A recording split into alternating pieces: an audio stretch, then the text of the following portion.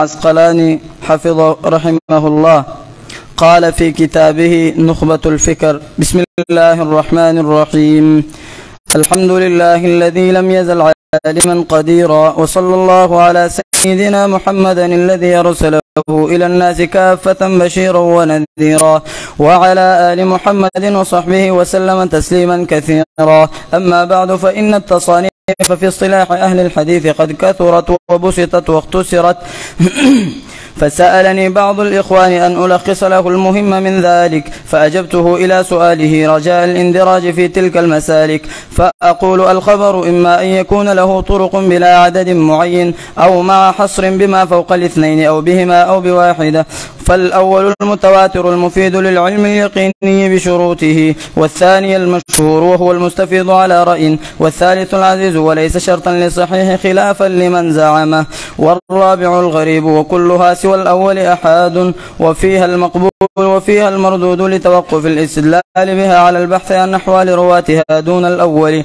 وقد يقع فيها ما يفيد علم النظري بالقرائن على المختار. ثم الغرابة إما أن تكون في أصل السند أو لا، فالأول الفرد المطلق والثاني الفرد النسبي، ويقل إطلاق الفردية عليه. وخبر الأحاد بنقل عدل تام الضبط متصل السند غير معلل ولا شاذ هو الصحيح لذاته، وتتفاوت رتبه بتفاوت هذه الأوصاف. ومن ثم قدم الصحيح البخاري ثم مسلم ثم شرطهما، فإن خف الضبط فالحسن لذاته وبكثرة طرقه يصحح، فإن جمع فلتردد في الناقل حيث التفرد، وإلا فباعتبار إسنادين وزيادة راويهما مقبولة ما لم تقع منافية لمن هو أوثق. فإن خولف فبأرجح فالراجح المحفوظ ومقابله الشاذ، ومع الضعف فالراجح المعروف ومقابله المنكر. والفرد النسبي إن وافقه غيره فهو المتابع، وإن وجد متن يشبهه فهو الشاهد، وتتبع الطرق لذلك هو الاعتبار. ثم المقبول إن سلم من المعارضة فهو المحكم، وإن عرض بمثله فإن أمكن الجمع فهو مختلف الحديث وأولى، وثبت المتأخر فهو الناسخ والآخر المنسوخ، وإلا فالترجيح ثم التوقف ثم المردود إما أن يكون لسقط أو طعن، فالسقط إما أن يكون من مبادئ السند من مصنف أو من آخره بعد التابعي أو غير ذلك. فالأول المعلق، والثاني هو المرسل، والثالث إن كان باثنين فصاعدا مع التوالي فهو المعضل، وإلا فالمنقطع.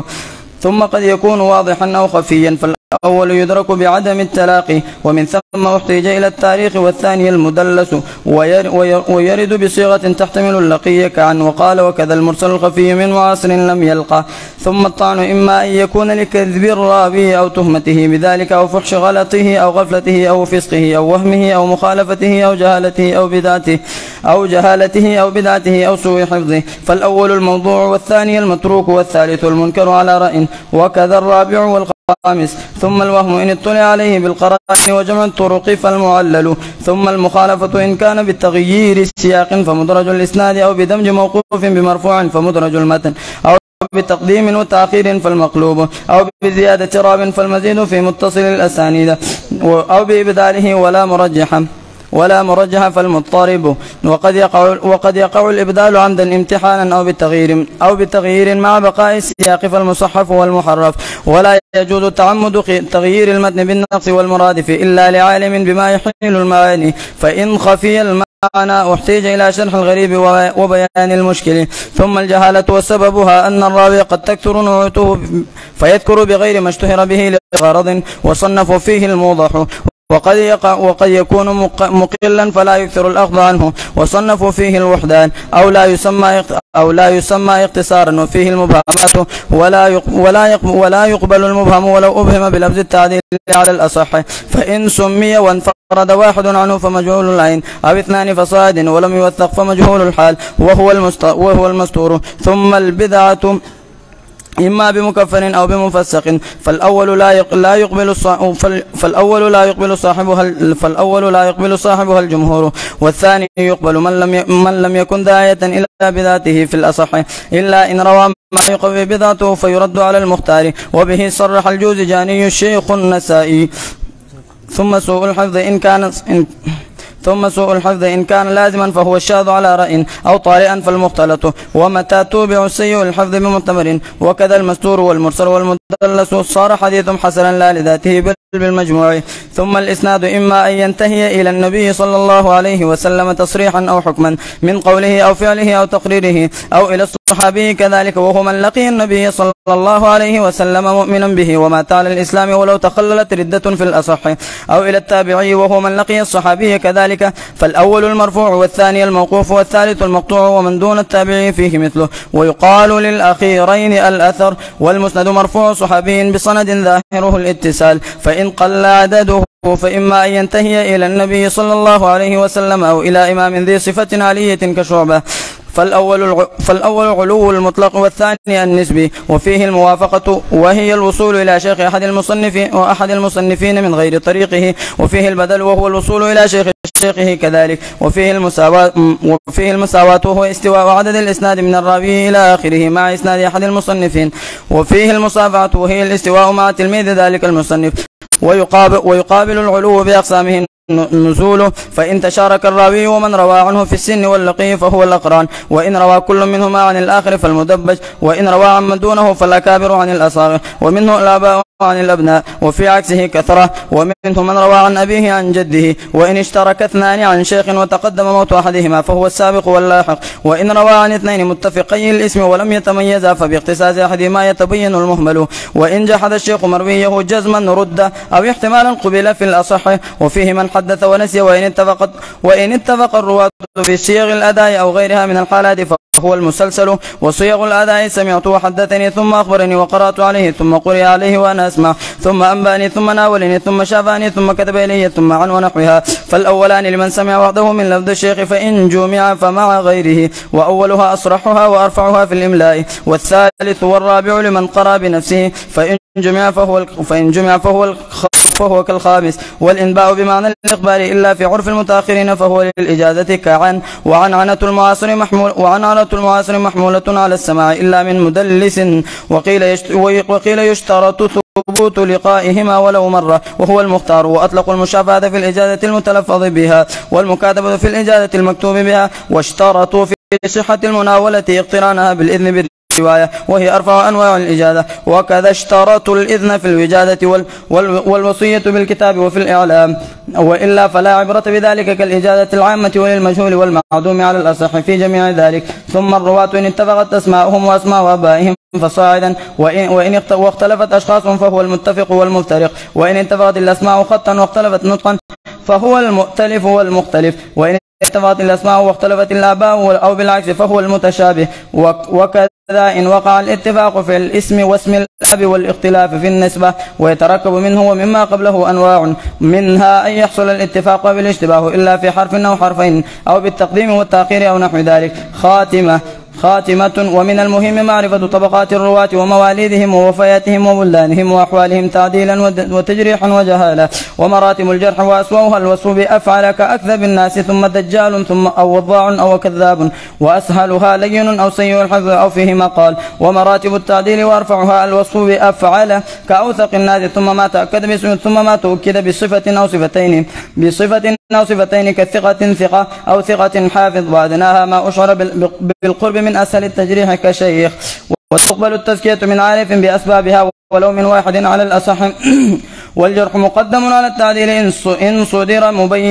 إن صدر مبينا عارفا بأسبابه، فإن خلا عن التعديل قبل مجملا على المختار. فصل. ومن المهم معرفة كن المسمين وأسماء المكنن ومن اسمه كنيته ومن اختلف في كنيته ومن كثرت كناه أو نعوته ومن وافقت كنيته اسم أبيه أو بالعكس أو كنيته كنية زوجته أو وافق اسم شيخه اسم أبيه ومن نسب إلى غير أبيه أو إلى أمه أو إلى غير ما يسبق إلى الفهم ومن اتفق اسمه واسم أبيه وجده أو واسم شيخه أو اسم شيخه وشيخ شيخه فصاعدا ومن اتفق اسم شيخه والرابي عنه. ومعرفة الأسماء المجردة والمفردة والكنى والألقاب والأنساب وتقع إلى القبائل والأوطان بلادا أو ضياعا أو سككا أو مجاورة وإلى الصنائع الحرف، ويقع فيها الاتفاق والاشتباه كالأسماء، وقد تقع ألقابا ومعرفة أسباب ذلك، ومعرفة الموالي من أعلى ومن أسفل بالرق أو بالحلف، ومعرفة الإخوة والأخوات، ومعرفة آداب الشيخ والطالب وسن التحمل والأداء، وصفة كتابة الحديث وعرضه وسماعه وإسماعه والرحلة فيه وتصنيفه إما على المسانيد أو الأبواب أو العلل أو الأطراف، ومعرفة سبب الحديث. وقد صنف فيه بعض الشيوخ القاضي أبي علاء بن الفراء، وصنفوا في غالب هذه الأنواع، وهي نقل محض ظاهر التعريف مستغنية عن التمثيل وحصرها متعسر، فلتراجع لها مبسوطاتها. والله الموفق والهادي لا إله إلا هو. ما شاء الله ما شاء الله، جزاكم الله خيرا، جزاكم الله خيرا.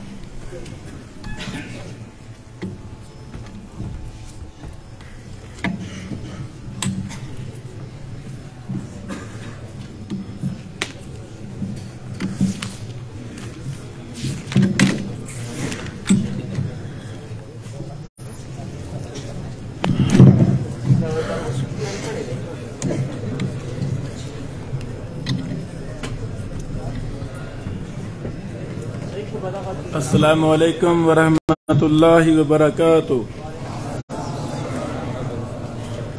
ابھی ہم نے نخبۃ الفکر فی مصطلح اہل العصر کا متن سنا ہے، پڑھا ہے۔ اللہ تعالیٰ بھائی کو جزائے خیر عطا فرمائے۔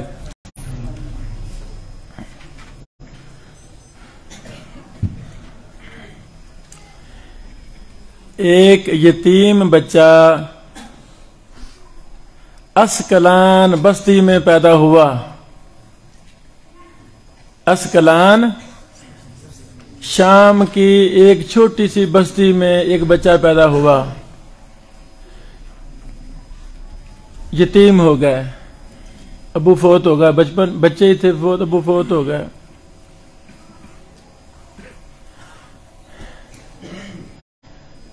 رشتہ داروں نے اس بچے پر نگرانی کی، دین کی طرف ان کا رخ موڑا، ماحول دیا، علماء کے پاس بٹھا دیا۔ بچے نے حافظ قرآن کریم حفظ کر لیا۔ پھر ایک قریبی رشتہ دار نے اپنی تولیت میں لے لیا، نگرانی میں لے لیا، بڑے بڑے محدثین کے پاس بٹھا دیا۔ یہی بچہ جب 12 سال کا تھا، 12 سال کا، اس بچے کا جذبہ، شوق، محنت، تڑپ، للہیت، تقوی، محنت دیکھ کر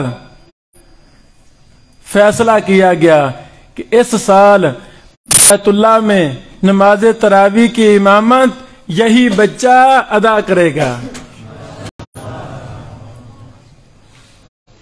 آپ کا مجھ سے زیادہ مطالعہ ہے،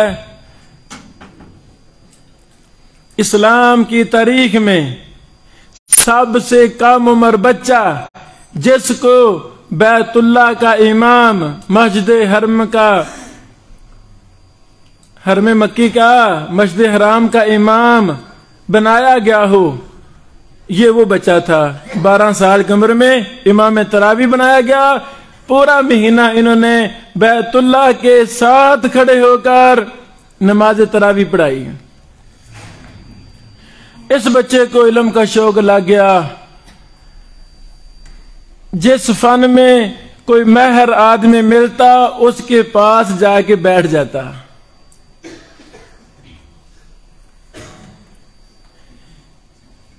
ہمارے اس دور میں محدثین کیوں نہیں پیدا ہو رہے؟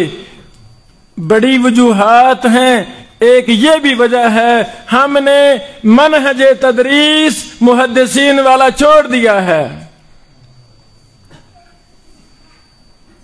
اس وقت نحو گرامر کا شیخ اپنے گھر، اپنے بستی میں بیٹھا ہوا ہے، جس کو تڑپ ہے اس کے پاس جا رہے ہیں۔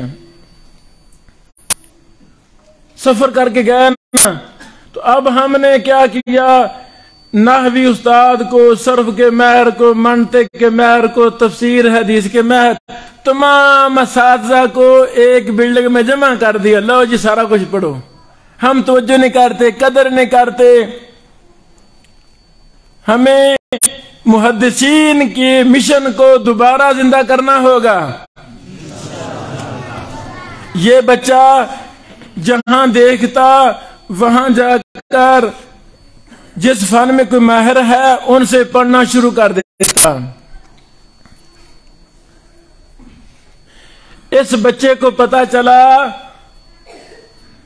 دمشق میں حدیث کا بہت بڑا امام بیٹھا ہوا ہے جس کا نام امام عراقی ہے۔ جس کا نام امام عراقی کون تھے؟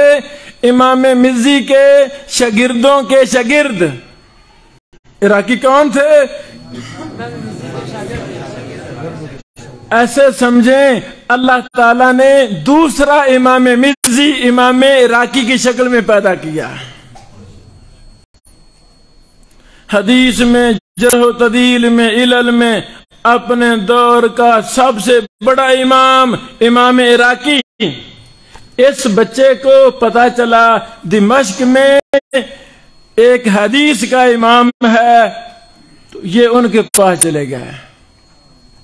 دیکھا یہ تو واقعی حدیث کا ماہر ہے۔ 10 سال اور 10 سال میں درس نظامی مکمل کرنے والوں،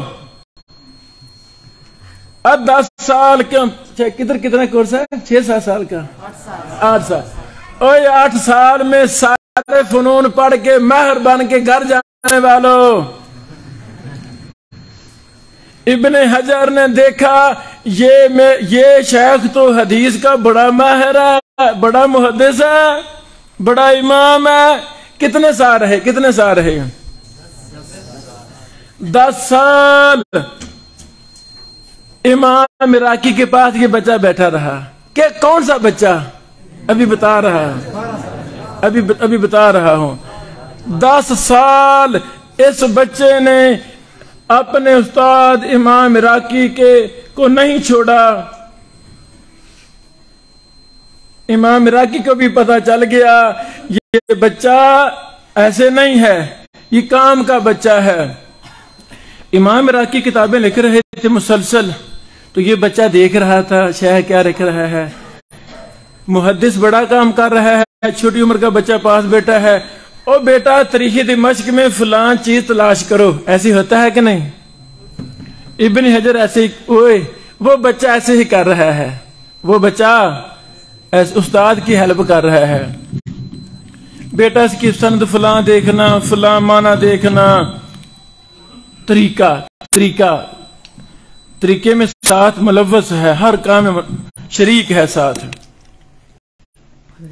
پھر امام عراقی نے اسی بچے کو کہا یار اب تم بھی کتابیں لکھو نا، کچھ کتابیں لکھو، اب تمہیں علم حدیث میں کافی چیزیں آ گئی ہیں، کچھ کتابیں لکھو۔ جی شیخ صاحب کیا لکھوں؟ استاد صاحب نے کہا فلاں لکھو۔ خوش قسمت ہے وہ طالب علم جس سے کوئی بڑا شیخ تصنیفی کام کروائے۔ وہ بچہ استاد کے لیے بھی صدقہ جاریہ بن جائے گا اور امت کا روشن ستارہ بھی بن جائے گا۔ جو شیخ اپنے طالب علم سے تصنیفی کام نہیں کرواتے، گویا کہ وہ اپنا صدقہ جاریہ کسی کو بنانا چاہتے نہیں۔ امام عراقی نے اس بچے سے کہا پتر بیٹا فلاں کتاب لکھو، فلاں لکھو، فلاں لکھو۔ وہ بچہ کتابیں لکھنی شروع ہو گیا۔ یہ کس کی داستان ہے؟ حافظ الدنیا کی۔ کس کی ہے؟ خاتمۃ الحفاظ جسے کہا گیا، حافظ المشرق والمغرب جسے کہا گیا، لا فتح لا ہجرت بعد فتح الباری جسے کہا گیا، یہ اس کی داستان ہے۔ اگر ابن حجر کو امام عراقی جیسا استاد نہ ملتا، اللہ کی قسم یہ فقہ کے امام تو ہو سکتے تھے، تفسیر کے امام تو ہو سکتے تھے، لغت کے امام تو ہو سکتے تھے، منطق بلاغہ کے امام تو ہو سکتے تھے، حدیث کے محدث ہو سکتے نہیں تھے۔ اب میرے بھائی جان دیکھیں، آپ کے شہر میں، آپ کے ضلع میں، آپ کے ملک میں کون ہے وہ شخص جو آپ کو محدثین کے رستے پہ چلا دے؟ دیکھیں، اب دیکھیں، غور کریں، غور کریں۔ آپ نیت کریں گے، شیوخ سے پوچھیں گے، دائیں بائیں پوچھیں گے، چلو ایک نہ ٹائم دے گا، دوسرا نہیں تیسرا، کوئی نہ کوئی تو وقت دے ہی دے گا نا۔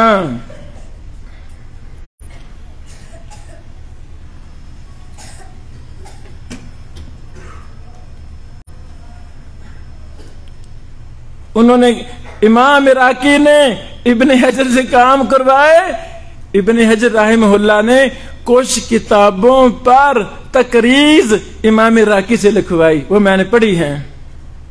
امام عراقی نے اتنی حوصلہ افزائی ابن حجر کی یہ بھی لڑکے تھے، 15 سال عمر تھی جس میں انہوں نے کتابیں لکھی، تو امام عراقی کہہ رہے ہیں المجتہد، الامام، المحدث جیسے لفظ امام عراقی لکھنے پر مجبور ہو گئے۔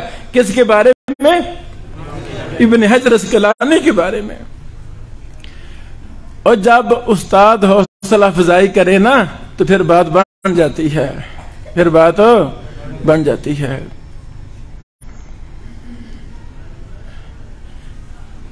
مصنف جو بننا چاہتا ہو اس کو رہنمائی چاہیے، اس کو بڑے شیخ کی رہنمائی چاہیے۔ 150 سے زیادہ لیکچر میرے فقیر مسکین کے یوٹیوب پر ہیں، صرف تصنیف و تحقیق کے متعلق۔ میں نے 3 مہینوں کا دورہ کرایا لاہور میں، کس مسئلہ پر؟ تصنیف و تحقیق پر، کتاب کیسے لکھنی ہے، تحقیق کیسے کرنی ہے، مشکلات ہیں، ان کا حل کیا ہے۔ 150 سے زیادہ لیکچر یوٹیوب پر ہیں، وہ بھی کتاب نہیں چھپی، انشاءاللہ اللہ زندگی مجھے دے وہ بھی میں شائع کروں گا۔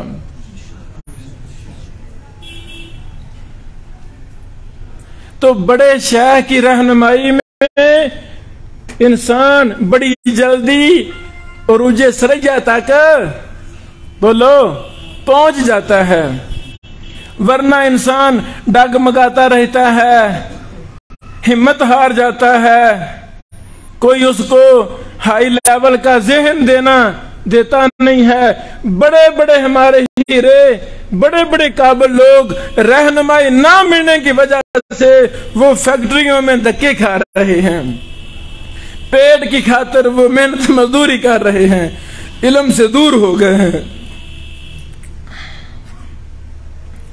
شیخ البانی رحمہ اللہ نے کہا ہے انا حسنۃ من حسنات علماء الہند، میں ہندوستان کے علماء کی نیکیوں میں سے ایک نیکی ہوں۔ حالانکہ شیخ البانی صاحب کا ہند کا کوئی استاد ہے ہی نہیں، سارے استاد دمشق کے ہیں، اور شکور البانیہ کے استاد ہیں، شیخ کے ہندی کے استاد ہے ہی نہیں، تو پھر کیوں کہا میں نیکی ہوں ہندی علماء میں سے؟ اس پر میں نے کوئی سرچ کی، شیخ سے پوچھا، پھر جواب مل گیا الحمدللہ۔ شیخ البانی رحمہ اللہ کا مکتبہ مدینہ یونیورسٹی میں موجود ہے۔ 3 گھنٹے اللہ نے مجھے توفیق دی، وہ تالا نہیں کھول رہے تھے، لائبریرین ہے نا، ہیلے بہانے، ابن بشیر آ گیا تھا، اب تو تالا کھولنا ہی پڑے گا نا، یعنی اس نے بڑے ہیلے بہانے۔ ایک دن کہا، کہتے نہیں یہ فلاں دن کھلے گا، میں نے کہا کوئی بات نہیں، فلاں دن پھر آ جائیں گے۔ اس دن گیا، پھر ہیلے بہانے، چابی نہیں ہے، چابی اس کے پاس ہے، بھائی کھولو، بھائی کھولو، یہ ہمارا مکتبہ ہے، ہم اس کے وارث ہیں، شیخ البانی ہمارے تھے، تمہارے ماموں لگتے ہیں؟ اچھا وہ کار کرا گیا نا، انہوں نے کھول دیا۔ الحمدللہ شیخ البانی کا مکتبہ، وہ کتابیں جو شیخ البانی صاحب کے پاس موجود تھیں، وہ کتابیں جو شیخ البانی صاحب کے پاس موجود تھیں، وہ مکتبہ کھل گیا۔ میں نے 3 گھنٹے وہاں گزارے، ساتھ 2 نوجوان بھی تھے، ایک میرا خادم تھا، ایک دوسرا ساتھی تھا۔ میں نے ان کو کہا بھائی جو کچھ آپ کو ملتا ہے شیخ کی تعلیقات، وہ ساری فوٹو اتار لو، جلدی جلدی فوٹو اتار لو۔ کتب تفسیر دیکھی، شیخ کی کوئی تعلیق نہیں ملی۔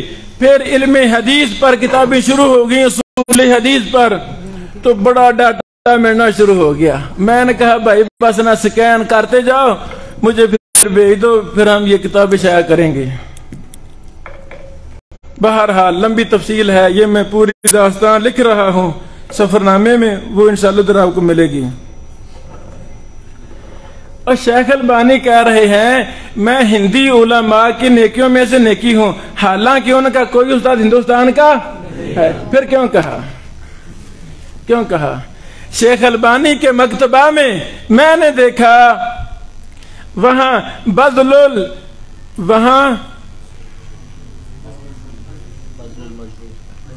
بذل المجہود، یہ کس کی ہے؟ نہیں، اون المعبود میں نے وہاں دیکھی۔ کون سی کتاب؟ شمس الحق عظیم آبادی صاحب کی۔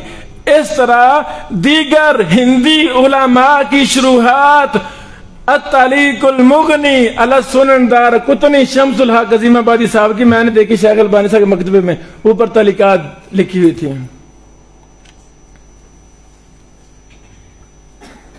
اور بھی کتابیں دیکھی۔ وجہ کیا بنی؟ شیخ البانی رحمہ اللہ ہندی محدثین کی کتب حدیث پر شروحات، تخریجات، تحقیقوں سے متاثر ہوئے اور علم جرح و تعدیل کی طرف آ گئے، اس کی طرف آ گئے، یہ وجہ بنی۔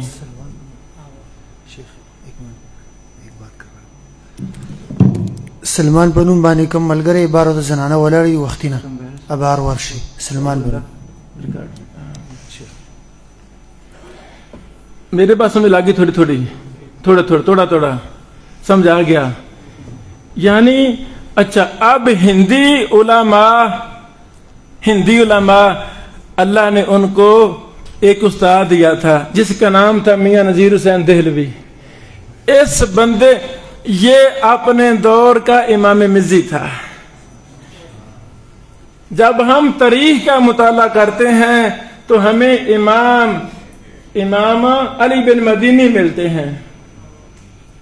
سمجھو علی بن مدینی نے 2ری 3ری صدی ہجری کو محدثین سے بھر دیا تھا۔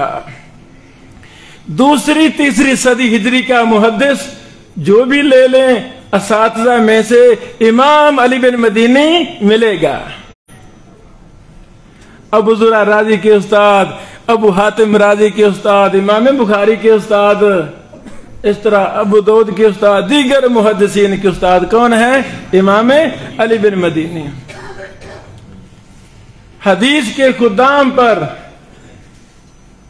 امام علی بن مدینی نے افراد تیار کیے، پھر امام مزی نے افراد تیار کیے، امام مزی کے بعد امام عراقی نے افراد تیار کیے، پھر سسٹم ختم ہو گیا، ابن حجر کے بعد چھٹی ہو گئی، پھر یمن میں اللہ تعالیٰ نے امام شکانی پیدا کیے، پھر محمد حیات سندھی اللہ تعالیٰ نے سندھ کا یہ بچہ سندھ کا اس کو مدینہ کا استاد بنا دیا، مدینہ کا استاد بنا دیا مسجد نبوی کا۔ اس اللہ کے شیر نے ایسی تعلیم و تربیت دی جس سے ہند بھی روشن ہو گیا، سندھ بھی روشن ہو گیا، عرب بھی روشن ہو گیا۔ یہ اتنا بابرکت شخص تھا۔ ادھر یعنی تحریکی بپا ہوئی محمد حیات سندھی کے شاگردوں سے، تو ایک تحریک ولی اللہ محدث دہلوی کی تحریک تھی، دوسری تحریک محمد بن عبد الوہاب کی تحریک تھی رحمہ اللہ. یعنی دنیا میں توحید و سنت عام ہو گئی. میرے عزیزو، میاں نذیر حسین دہلوی صاحب نے اپنے طلباء سے کام لیے. چلو آپ شرح بخاری پر کام کرو، آپ شرح ابو داؤد پر کام کرو، تم یہ کام کرو، انہوں نے کام لیے. میں نے بات شروع کی تھی، خوش قسمت ہے طالب جس سے استاد کام لیتا ہے. شمس الحق عظیم آبادی صاحب اون المعبود، یعنی پہلے لکھی بڑی، غایت المقصود اس کا نام ہے. بزل تو ہے نا سہارنپور صاحب کی شاہ صاحب. غایت المقصود یہ ہے شمس الحق عظیم آبادی صاحب کی بڑی شرح، نامکمل، وفات پا گئے رحم اللہ. اس کا پھر خلاصہ اون المعبود.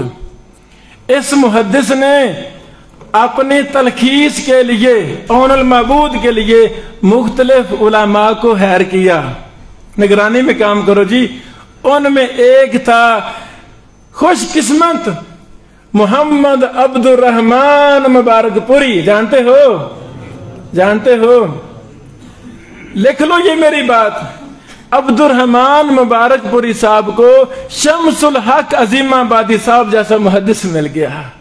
ان کے ساتھ کام کا موقع مل گیا. ایک لمبا عرصہ میاں نذیر صاحب کے شاگرد رہے مبارک پوری صاحب. پھر میاں صاحب کے دوسرے بڑے شاگرد شمس الحق کے ساتھ کام کرنے کا حدیث پر موقع مل گیا. اب محدث کے ساتھ بیٹھ کر کرکٹ مین بنو گے؟ اب محدث کے ساتھ بیٹھ کر سگریٹ مین بنو گے؟ کیا بنو گے؟ محدث بنو گے. اچھا، وہ کام کر رہے تھے.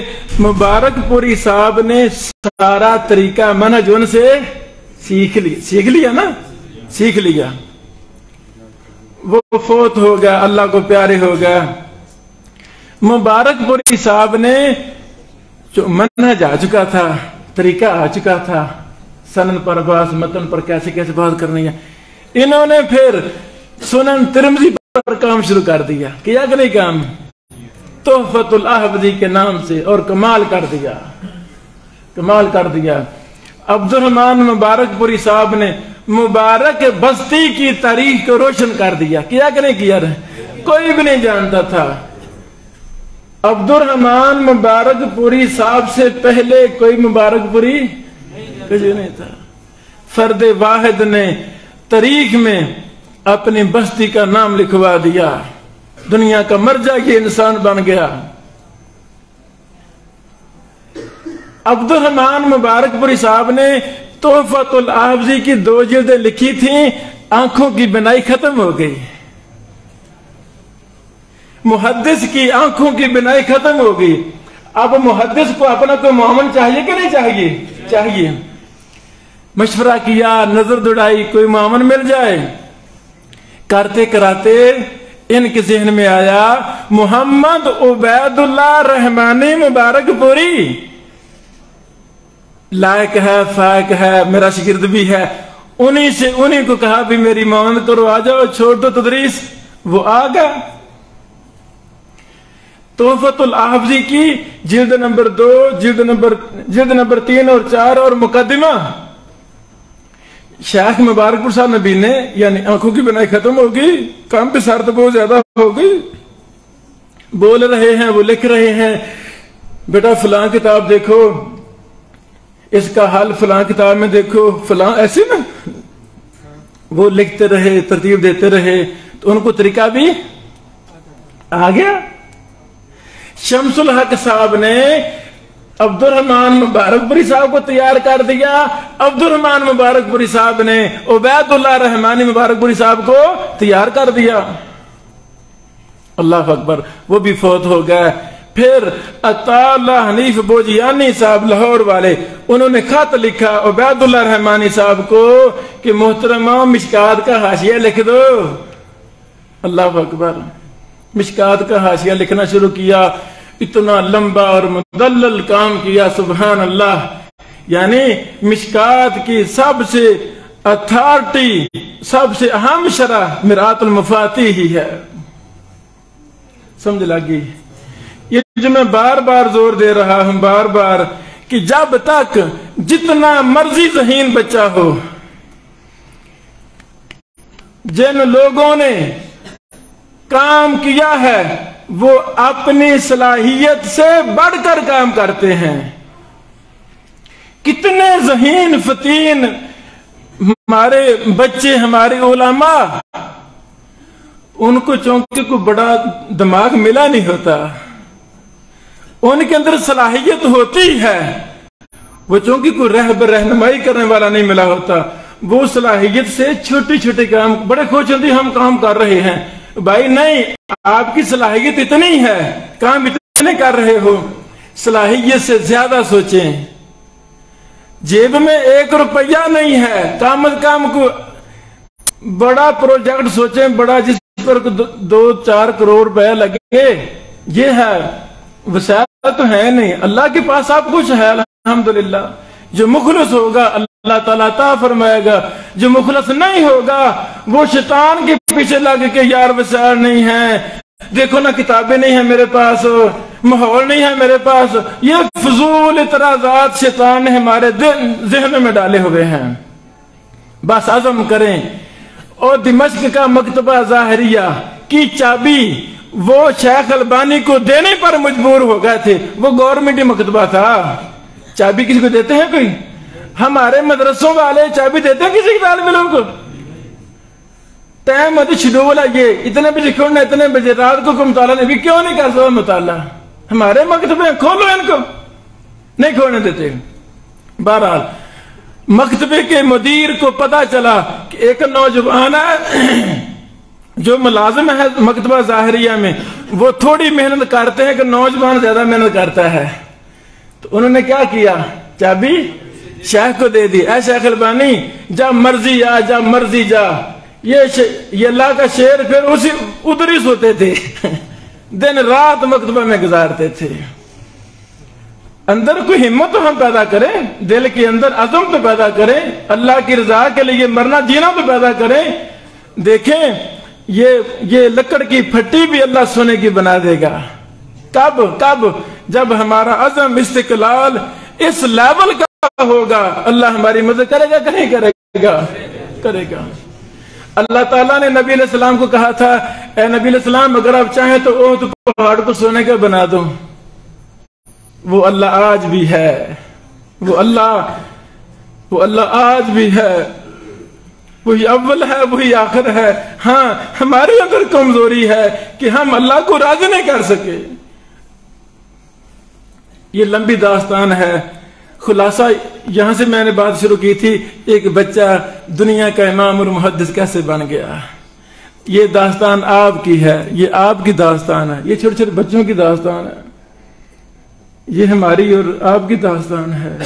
آئیں ہم بھی مخلص ہو جائیں، اللہ تعالیٰ سب کچھ ہمیں عطا فرمائے گا.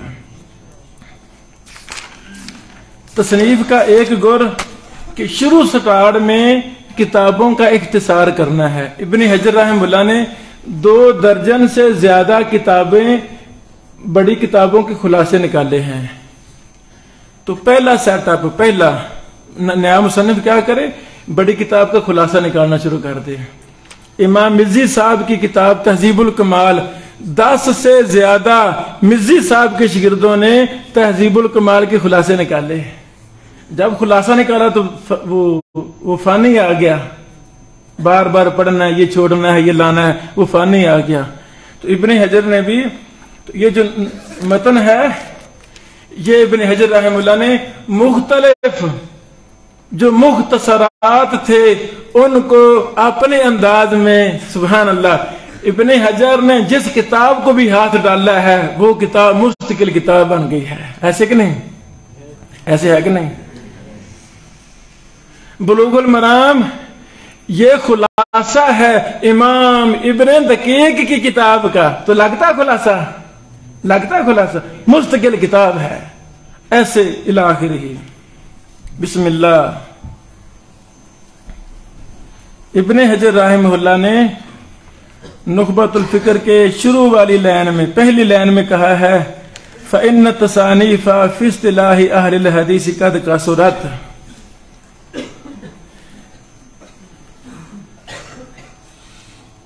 اصول حدیث پر کتابیں بڑی زیادہ ہیں اور یہ سچ ہے، اور یہ سچ ہے۔ مبارک ہو وقفیہ.com، وقفیہ.com، وہاں جائیں، اصول حدیث پر آپ کو 500-600 کتاب مل جائے گی۔ کتنے کتابیں؟ 500-600۔ تو ہم نے ہمت کرنی ہے نا۔ کتابالسنہ.com ویب سائٹ کا نام ہے، وہاں جائیں، وہاں کئی درجن اصول حدیث کی اردو میں کتابیں مل جائیں گی۔ ان کتابیں تو ہیں فری میں، ہم پڑھتے نہیں ہیں، ہم پڑھتے نہیں ہیں، یعنی بہت زیادہ کتابیں ہیں،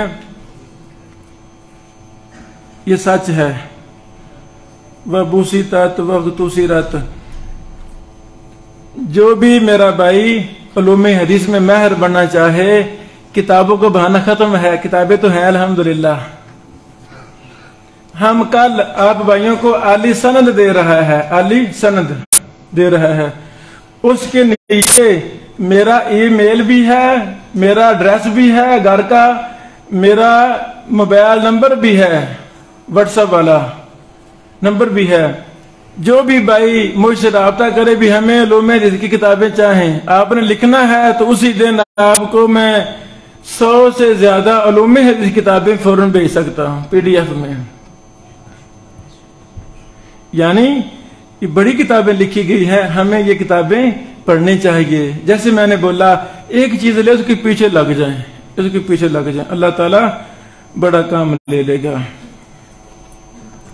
پھر ابن حجر رحمہ اللہ نے کتاب کو شروع کرتے فرمایا، الخبر اما ان یکون لہ طرق بلا عدد معین، بغیر معین تعداد کے طرق، جسے متواتر کہتے ہیں۔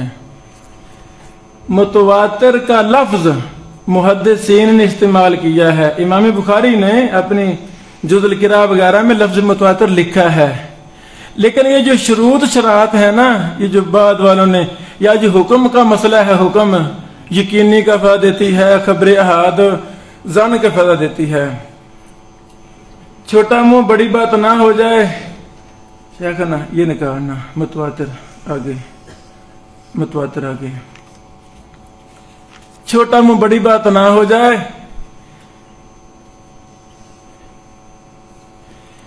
بڑے بندے سے جو کمزوری رہ جائے وہ کمزوری صاحب میں منتقل ہو جاتی ہے۔ اب ہمارا مرجع نزہت نظر ہی ہے، جو اس میں کوئی چھوٹی موٹی علمی کمزوری ہے تو جو شیخ پڑھا رہے ہیں، جو طلبہ پڑھ رہے ہیں، وہ کمزوری ان کے اندر بھی ہے کہ نہیں ہے؟ وہ کمزوری پھر آگے چھا جاتی ہے۔ جو بات فتح الباری میں کمزوری ہے، فتح الباری میں، تو وہ صحیح بخاری پڑھانے والے شیخ جس کا 100% اعتماد فتح الباری میں ہے، وہ ادھر منتقل ہوگی کہ نہیں ہوگی؟ ہوگی۔ کثیر التصانیف بندہ اس کی تمام کتابوں سے چیزوں کو مرتب کرنا چاہیے۔ اس کتاب میں لکھا ہے، متن میں بھی شرح میں بھی، کہ خبر متواتر یقینی کا فائدہ دیتی ہے، خبر احاد ظن کا فائدہ دیتی ہے، لکھا ہے کہ نہیں؟ یہ بات مشہور ہے کہ نہیں؟ یہ بات مشہور ہے کہ نہیں؟ بڑی مشہور ہے۔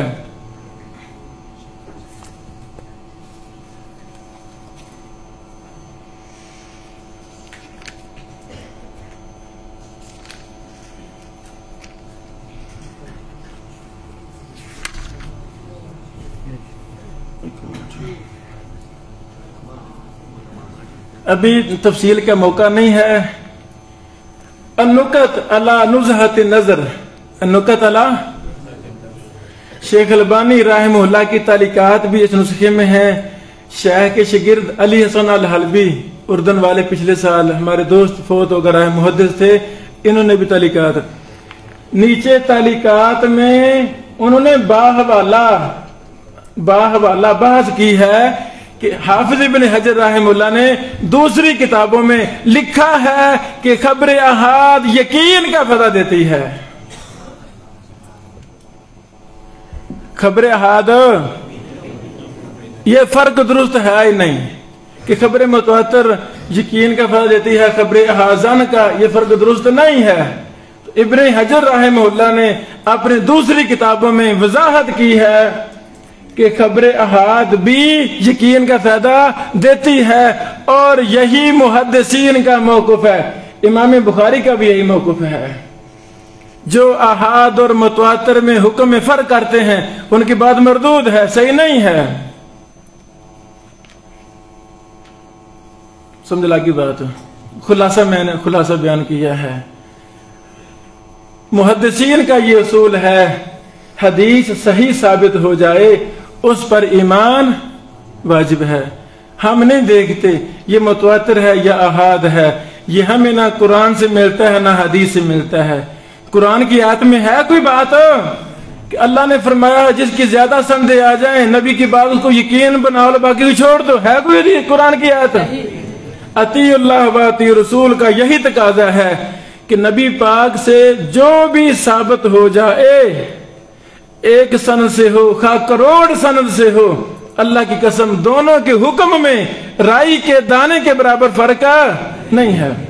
نبی علیہ الصلوۃ والسلام نے ابو ہریرہ سے کہا جاؤ میرے جوتے لے جا، کہا نا جی، ایک ایک صحابی کو بھیجا جاؤ فلاں ملک میں خط لے جا فلاں ملک میں۔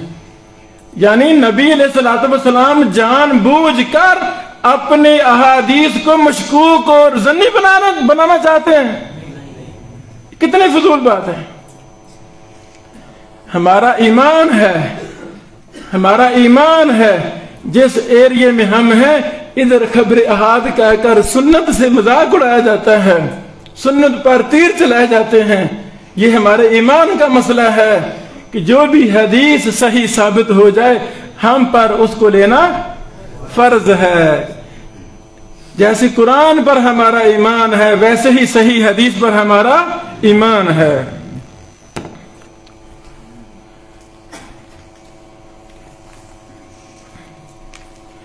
طرقم بلا عدد معین او ما حسن بما فوق الاثنین او بہما او بواحد فالاول المتواتر المفید للعلم الیقینی بشروطی والثانی المشہور۔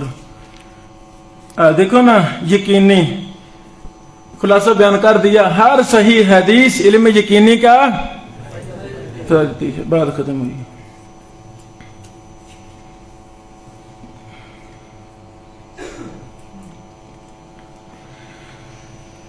وخبر الآحاد بنقل عدل تام ضبط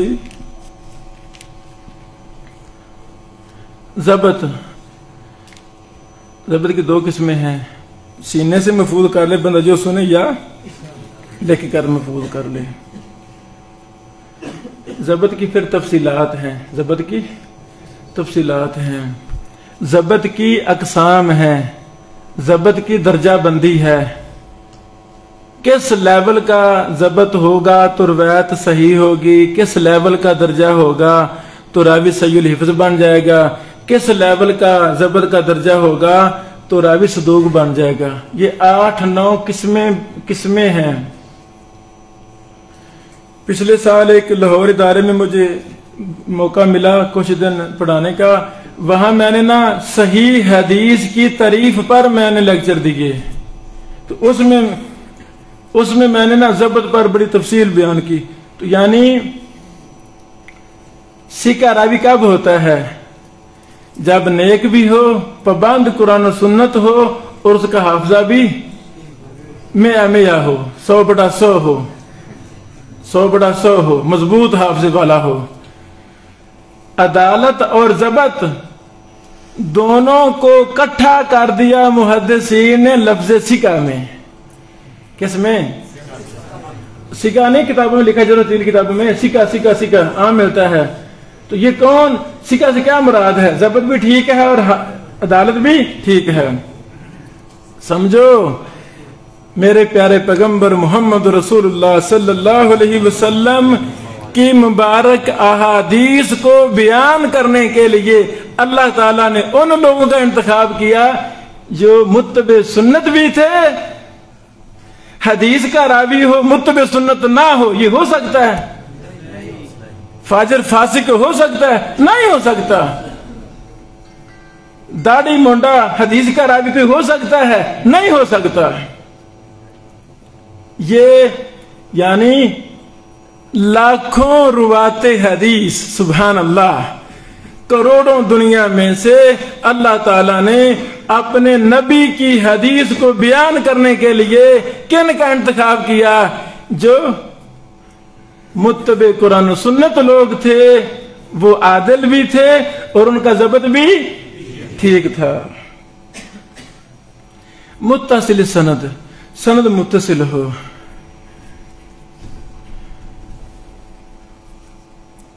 اس میں نے بیان کیا 50 سے زیادہ بتایا نا. اتصال سند میں 50 سے زیادہ اصول ہیں. تو جب ہم بھائی ابن حجر بھی انسان تھے، ابن حجر بھی انسان تھے، ہمیں ان سے بڑی محبت ہے کہ نہیں ہے؟ انہوں نے بڑا کام کیا. تو کیا ابن حجر سے زیادہ محنت کرنا یہ کوئی منع ہے؟ ہمیں ان سے زیادہ محنت کرنی ہے. ہو سکتا ہے اللہ تعالیٰ ہم سے کوئی تھوڑا بہت کام لے لے، ہمیں زیادہ محنت کرنی ہے. جن دو راویوں کے درمیان میں حدثنا آ جائے، اخبرنا آ جائے، سمیت آ جائے، آتا نا، یہ دلیل ہے کہ سند متصل ہے.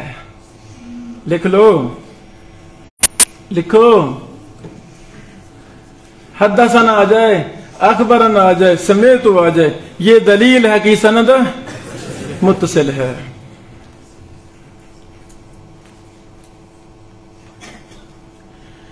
تہذیب الکمال میں راوی کے بعد اساتذہ کا ذکر، پھر شاگردوں کا ذکر. یہ ضروری نہیں ہے کہ اگر ان کے استادوں میں سارے ہیں شاگردوں میں بھی سند متصل ہے، یہ ضروری نہیں ہے. انہوں نے اعتبار کیا ہے مرویات کی سندوں کا. مثلا ابن ماجہ میں جو سند ہے اس میں سفیان ثوری کے جو شاگرد آ رہا ہے، چونکہ ابن ماجہ کی سند میں ہے نا شاگرد پچھلا راوی، تو ویسے یہاں لکھ دیا ہے. یہ مراد اچھا وہاں انقطاع ہو، وہاں سکت ہو، تو وہ راوی شاگرد تو نہ بنا پھر. تو اب ہم تہذیب الکمال میں استادوں شاگردوں کو دیکھ کر فیصلہ لگا دیں گے یہ سند متصل ہے، ایسی بات نہیں ہے. بلکہ تیقن تحقیق کرنا ہوگی کیا واقعی یہ شاگرد استاد ہے یا نہیں ہے. مشہور امام وکیع رحمہ اللہ کے شاگرد امام شافعی رحمہ اللہ. اچھا اب یہ بڑا اہم مسئلہ ہے، یہ استاد شاگرد ہیں کہ نہیں ہیں؟ امام وکیع امام شافعی کے استاد ہیں کہ نہیں؟ شکوت الی وکیع سوء حفظی مشہور شعر. اچھا بعض علماء نے اس کے رد پر مضمون لکھے، وہ مطالعہ میں ہیں، پڑھیں. کیوں؟ یہ تو استاد شاگرد ہیں ہی نہیں. معرفت السنن والآثار میں بسند صحیح ثابت ہے. امام شافعی کہتے ہیں سمیت وکیعا، سمجھو، تو سمیت وکیعا جب راوی کہہ دے تو سند متصل ہوئی کہ نہیں ہوئی؟ سمیت اخبرنا حدثنا یہ تحمل و ادا کے سب سے اعلیٰ درجہ کے سیغے ہیں اور یہ استاد شاگرد ثابت کرتے ہیں. اس طرح اور بھی بڑی مثالیں ہیں.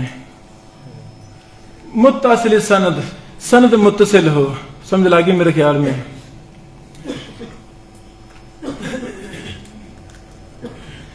معلل نہ ہو.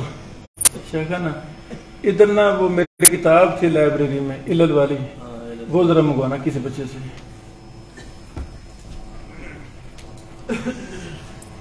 سمجھو میرا طریقہ کیا ہے. میں آپ کا بھائی ہوں نا، بھائی ہوں نا آپ کا، تو کیسے ہو سکتا ہے جو چیز مجھے نفع دے میں آپ کو نہ بتاؤں؟ میں بات چھپا سکتا ہوں؟ نہیں. میرا کیا طریقہ ہے، میں یہ کیسے کام کر رہا ہوں. سارے مدرسہ بھی ہے، پڑھا بھی رہا ہوں، بچوں کا مدرسہ ہے میرا، بچیوں کا مدرسہ ہے، دونوں میں روزانہ پڑھا رہا ہوں. میرے اپنے 6 بچے ہیں ماشاءاللہ. 4 بیٹیاں 2 بیٹے، ان کو بھی ٹائم دینا ہے، پھر کتابیں بھی لکھنی ہیں، پھر کتابیں شائع بھی کرنا ہے۔ آپ جیسے سینکڑوں ہزاروں لوگ دنیا سے مجھ سے آن لائن بھی پڑھتے ہیں، کیسے ممکن ہے؟ آتا نا ذہن میں کیسے ممکن ہے؟ میرے عزیزو، میں اللہ تعالیٰ نے مجھے یہ بڑی عمر، چھوٹی عمر میں یہ مسئلہ سمجھا دیا تھا۔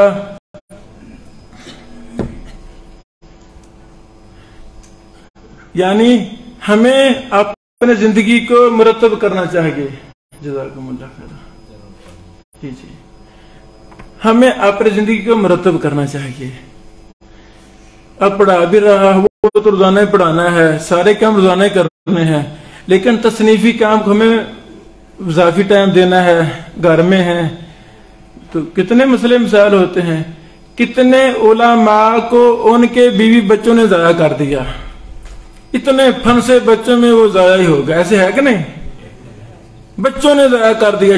شیخ محدث تھے، کتنے علماء کو یہ تقریروں نے ضائع کر، تقریروں نے روزانہ تقریر، ادھر جا رہے ادھر جا رہے۔ امام بخاری نہیں تبلیغ کرتے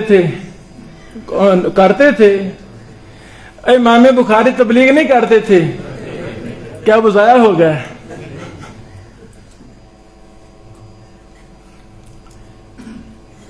یعنی محدثین نے اپنے وقتوں کو، اپنے سسٹم کو منظم کیا تھا، وہ زندگی منظم گزارتے تھے۔ میں طریقہ بتا رہا ہوں، یہی طریقہ تھا ابن حجر رحمہ اللہ کا، یہی طریقہ تھا امام بخاری رحمہ اللہ، یعنی محدثین کا یہی طریقہ تھا جو میں بھی بتا رہا ہوں۔ میرے عزیزو، معلل نہ ہو۔ یہ محمد ابراہیم بن بشیر الحسینوی کی علل پر کتاب ہے، اور علل کے فن کو محدثین نے سب سے مشکل فن کہا ہے، اور یہ سچ ہے، اللہ کی قسم سب سے مشکل یہی فن ہے۔ میں ایک ترتیب کے ساتھ ایک ایک اصطلاح پر 2 کتابیں، ایک کتاب 3 کتابیں لکھ رہا ہوں، اپنے جو میرے منہج اس کے مطابق۔ جب اس کی باری آئی، علل کی باری آئی، اس کو میں نے 2 مہینے کا دورہ کروانا ہے، تو 3 مہینے پہلے دورے کی تیاری شروع کر دی۔ علل پر جو محدثین کی، سلف کی، خلف کی کتابیں ہیں، وہ ساری میں نے اکٹھی کرنی ہے، خریدنی ہے۔ میں غریب آدمی ہوں، تو اب جب علل پر میں نے کام کرنا تھا، لاکھ روپے سے زیادہ کی میں نے کتابیں خریدی، اور میرے پاس 1 روپیہ بھی نہیں ہوتا۔ کام کرنا نا، عزم ہے، تو میرا ارادہ ہے یا اللہ کام کرنا ہے، تو اللہ کی مدد آتی ہے کہ نہیں آتی؟ آتی ہے۔ کشتیاں جلا دیں، کوئی کام نہیں کر رہا، پڑھا رہا ہوں، علل پر کام کر رہا ہوں۔ گوگل پر سرچ کریں، کافی زیادہ ڈیٹا مل جاتا ہے، یوٹیوب پر سرچ کیا، کافی ڈیٹا مل گیا، مسلسل پڑھ رہا دن رات، شرح صدر ہو گئی، ایسی نا؟ تو زندگی میں علل کا تو پتہ ہے، آپ کو پتہ ہے تھوڑا بہت، مجھے بھی تھوڑا بہت پتہ ہے، لیکن تخصصاتی مطالعہ زندگی میں نے پہلے کیا؟ تخصصاتی مطالعہ پہلے میں نے کبھی کیا؟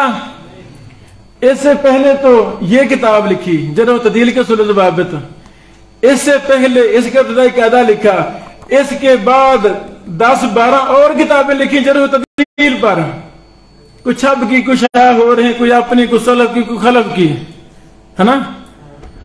تو اچھا، مفصل کتاب لکھی، پہلے 32 صفحوں کی کتاب لکھی، پھر مفصل کتاب لکھی۔ اچھا، ان میں صرف اصول ہی بیان کیے، کیا بیان کیا؟ مثالیں نہیں دی، مثالیں نہیں دی۔ پھر یہ کتاب لکھتے لکھتے لکھتے لکھتے انسان کے شرح صدر ہوتی ہے کہ نہیں؟ ہوتی ہے کہ نہیں؟ یہ کتاب لکھنے کے دوران ہی اللہ تعالیٰ نے میری شرح صدر کی کہ مثالوں پر میں ایک مستقل کتاب لکھوں، مثالوں پر۔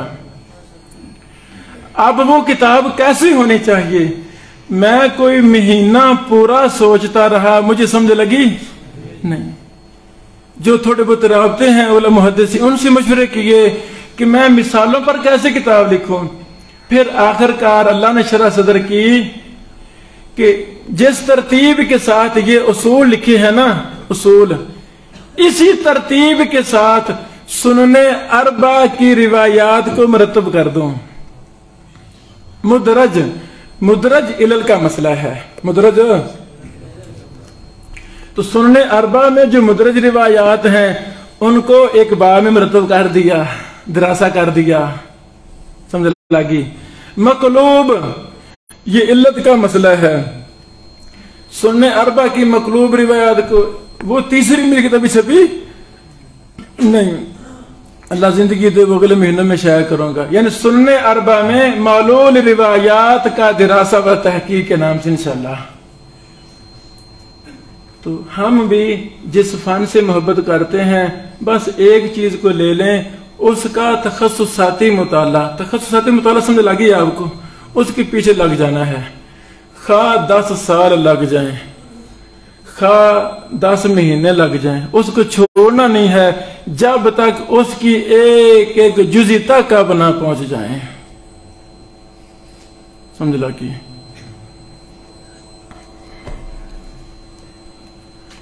آگے ہے شاد نہ ہو، معلول میں نصیحت میرے لیے آپ کے لیے، میں اتنا کچھ بول رہا ہوں، آپ کو حق حاصل ہے، آپ میری غلطی نکال کے میرا رد کریں، آپ کو حق حاصل ہے۔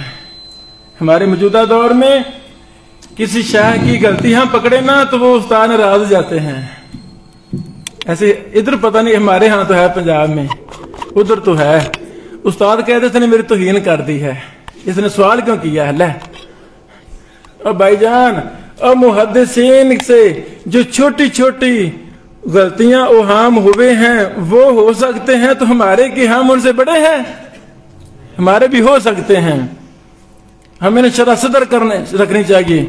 میں نام نہیں لیتا، ایک شیخ نے دعاؤں پر کتاب لکھی تو ایک محدث نے اس کی تحقیق کر دی، ہمارے پنجاب میں ایک بڑے شیخ نے کتاب لکھی دعاؤں پر، محدث نے تحقیق کر دی، ضعیف احادیث پر حکم لگا دیے، صحیح بھی ثابت کری صحیح ہیں یہ ضعیف ہیں، تو وہ مخطوطہ لے کر اس محدث کے بیٹوں کے پاس گیا، لو جی میں نے کام کیا ہے، اس کو آپ شائع کر دیں یا میں شائع کر دیتا ہوں۔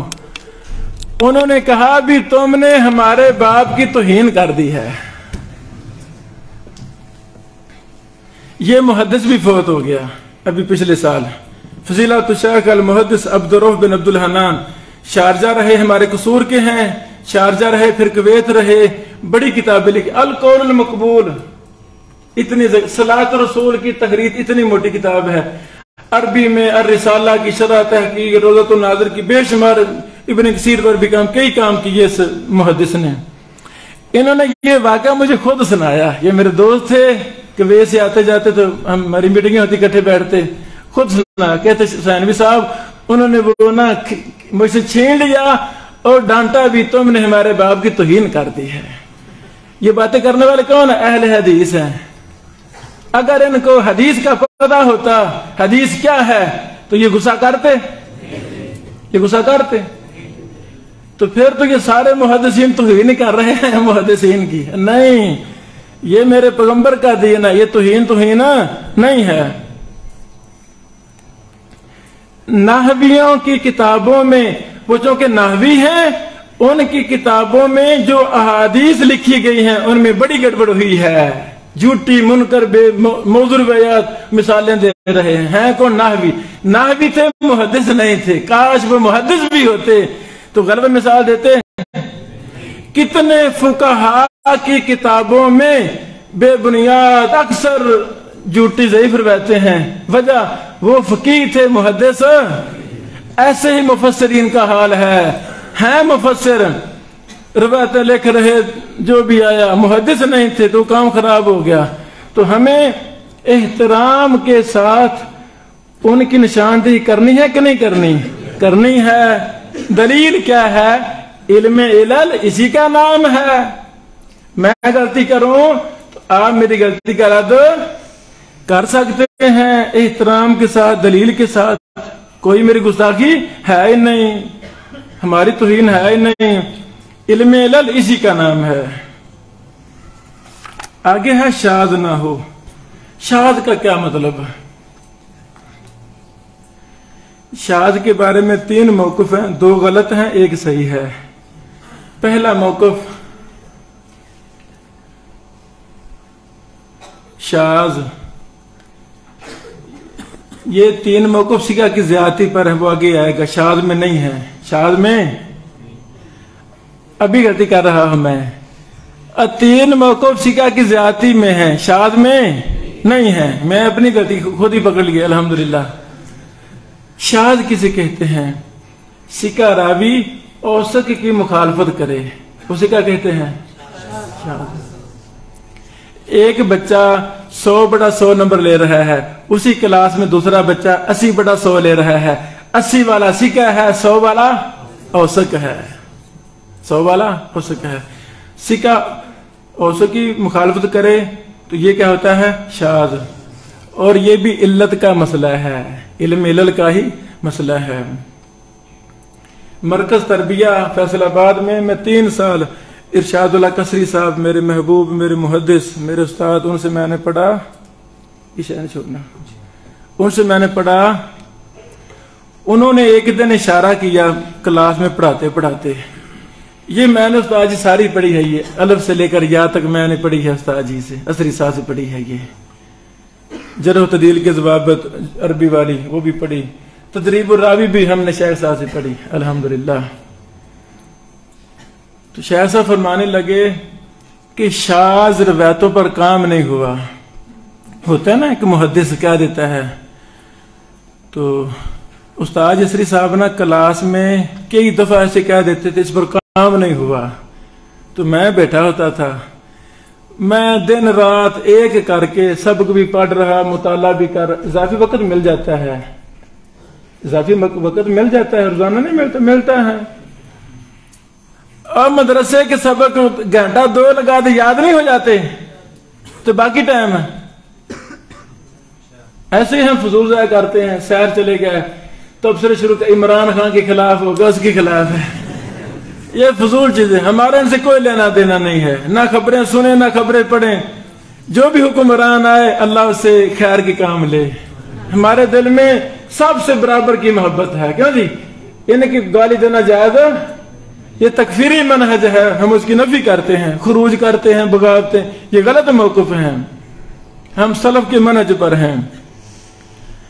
تو میں کہہ رہا تھا 80 نمبر لینے والا سکہ ہے تو 100 لینے والا اوسط ہے، تو سکہ کی بات کیا ہوگی؟ شاذ، جب یہ اس کی مخالفت کر رہا ہے۔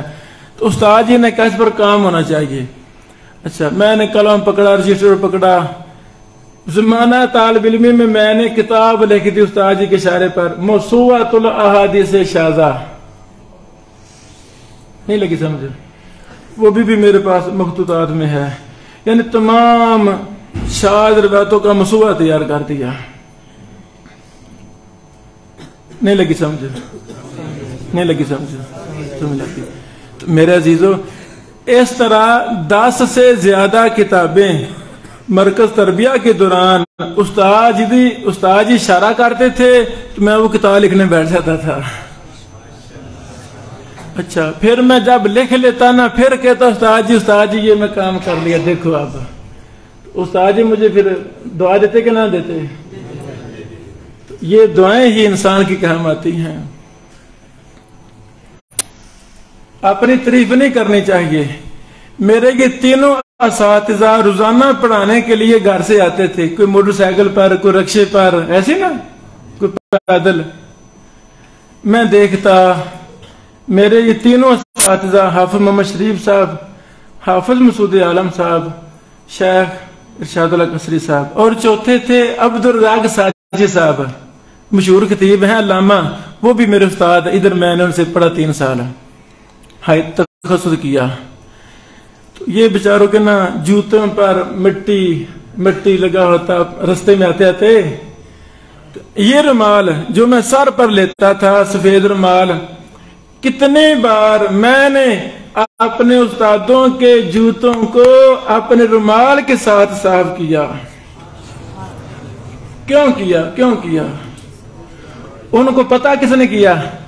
وہ تو کلاس میں پڑھا رہے تھے نا، ہے نا، ان کو پتا ہی نہیں، ان کو تو پتا ہی نہیں، نہ کوئی لڑکا مجھے دیکھ رہا، میں اکیلا ہی کرتا تھا۔ اللہ کی قسم صرف اس لیے کہ استاد جی جب بہرائیں گے جوتا چمک رہا ہوگا تو کوئی دعا دیں گے، اللہ جس نے صاف کیا ہے اس کا سینہ کھول دے۔ بولو ایسے نا، تو ہمیں یہ دعائیں لینی چاہیے، ہمیں یہ دعائیں سمجھ لاکہ شاد کسے کہتے ہیں؟ سکہ اور سکی۔ اچھا اب پتا کیسے چلے گا سکہ نے مخالفت کی ہے کہ نہیں؟ کیسے چلے گا پتا؟ یہ پتا چلے گا سندوں کو اکٹھا کرنے سے، سندوں کو۔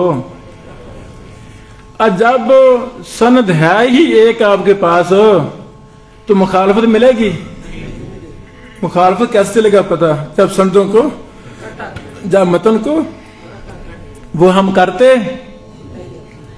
اچھا ہم سندوں کو اکٹھا کرتے، متن اکٹھا کرتے، شاذ پڑا ہے سب کتابوں میں، متن اکٹھا کرتے نہیں، سندیں اکٹھی کرتے نہیں، تو پتا چلے گا شاذ کیا ہے؟ نہیں چلے گا پتا، یہ پتا چلے گا نہیں۔ اس لیے ہمیں ایسے تجربے کرنے چاہیے، معلول نہ ہو، شاذ نہ ہو۔ ٹھیک ہو گیا۔ آگے ایک اور بات ہے، وَمِن ثم قدم صحیح البخاری ثم مسلم ثم شرطہما۔ بخاری مسلم کی شرط سے کیا مراد ہے؟ سمجھو، صحیح بخاری کی کیا شرطیں ہیں؟ صحیح مسلم کی کیا شرطیں ہیں؟ یہ ایک لمبی چوڑی داستان ہے، یہ مستقل اصول ہے، اصول حدیث کا۔ اللہ جزائے خیر دے شیخ ابو اسحاق الحوینی صاحب کو۔ ابو اسحاق الحوینی صاحب کو جانتے نا؟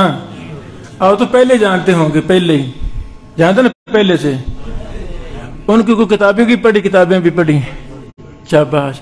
ان کے کوئی لیکچر بھی سننے ہیں، زیادہ سننے ہیں۔ لکھیں یوٹیوب پر عربی کی بورڈ کے ساتھ الحدیث صحیح، یعنی تعریف الحدیث صحیح، تو 35 لیکچر آ جائیں گے۔ ہاں بڑے بڑے محدثین کے سنے جائیں، کونوں کو فائدہ ملتا ہے۔ ہاں ابو اسحاق الحوینی صاحب کی یہ کتاب چھپی ہے، مستدرک ابی اسحاق الحوینی علی مستدرک الامام ابی عبداللہ الحاکم۔ اب مستدرک حاکم مشہور نا کتاب ہو، اس مستدرک پر مستدرک ابو اسحاق صاحب کی ہے۔ انہوں نے خود نہیں لکھی، ان کے شاگرد ہیں۔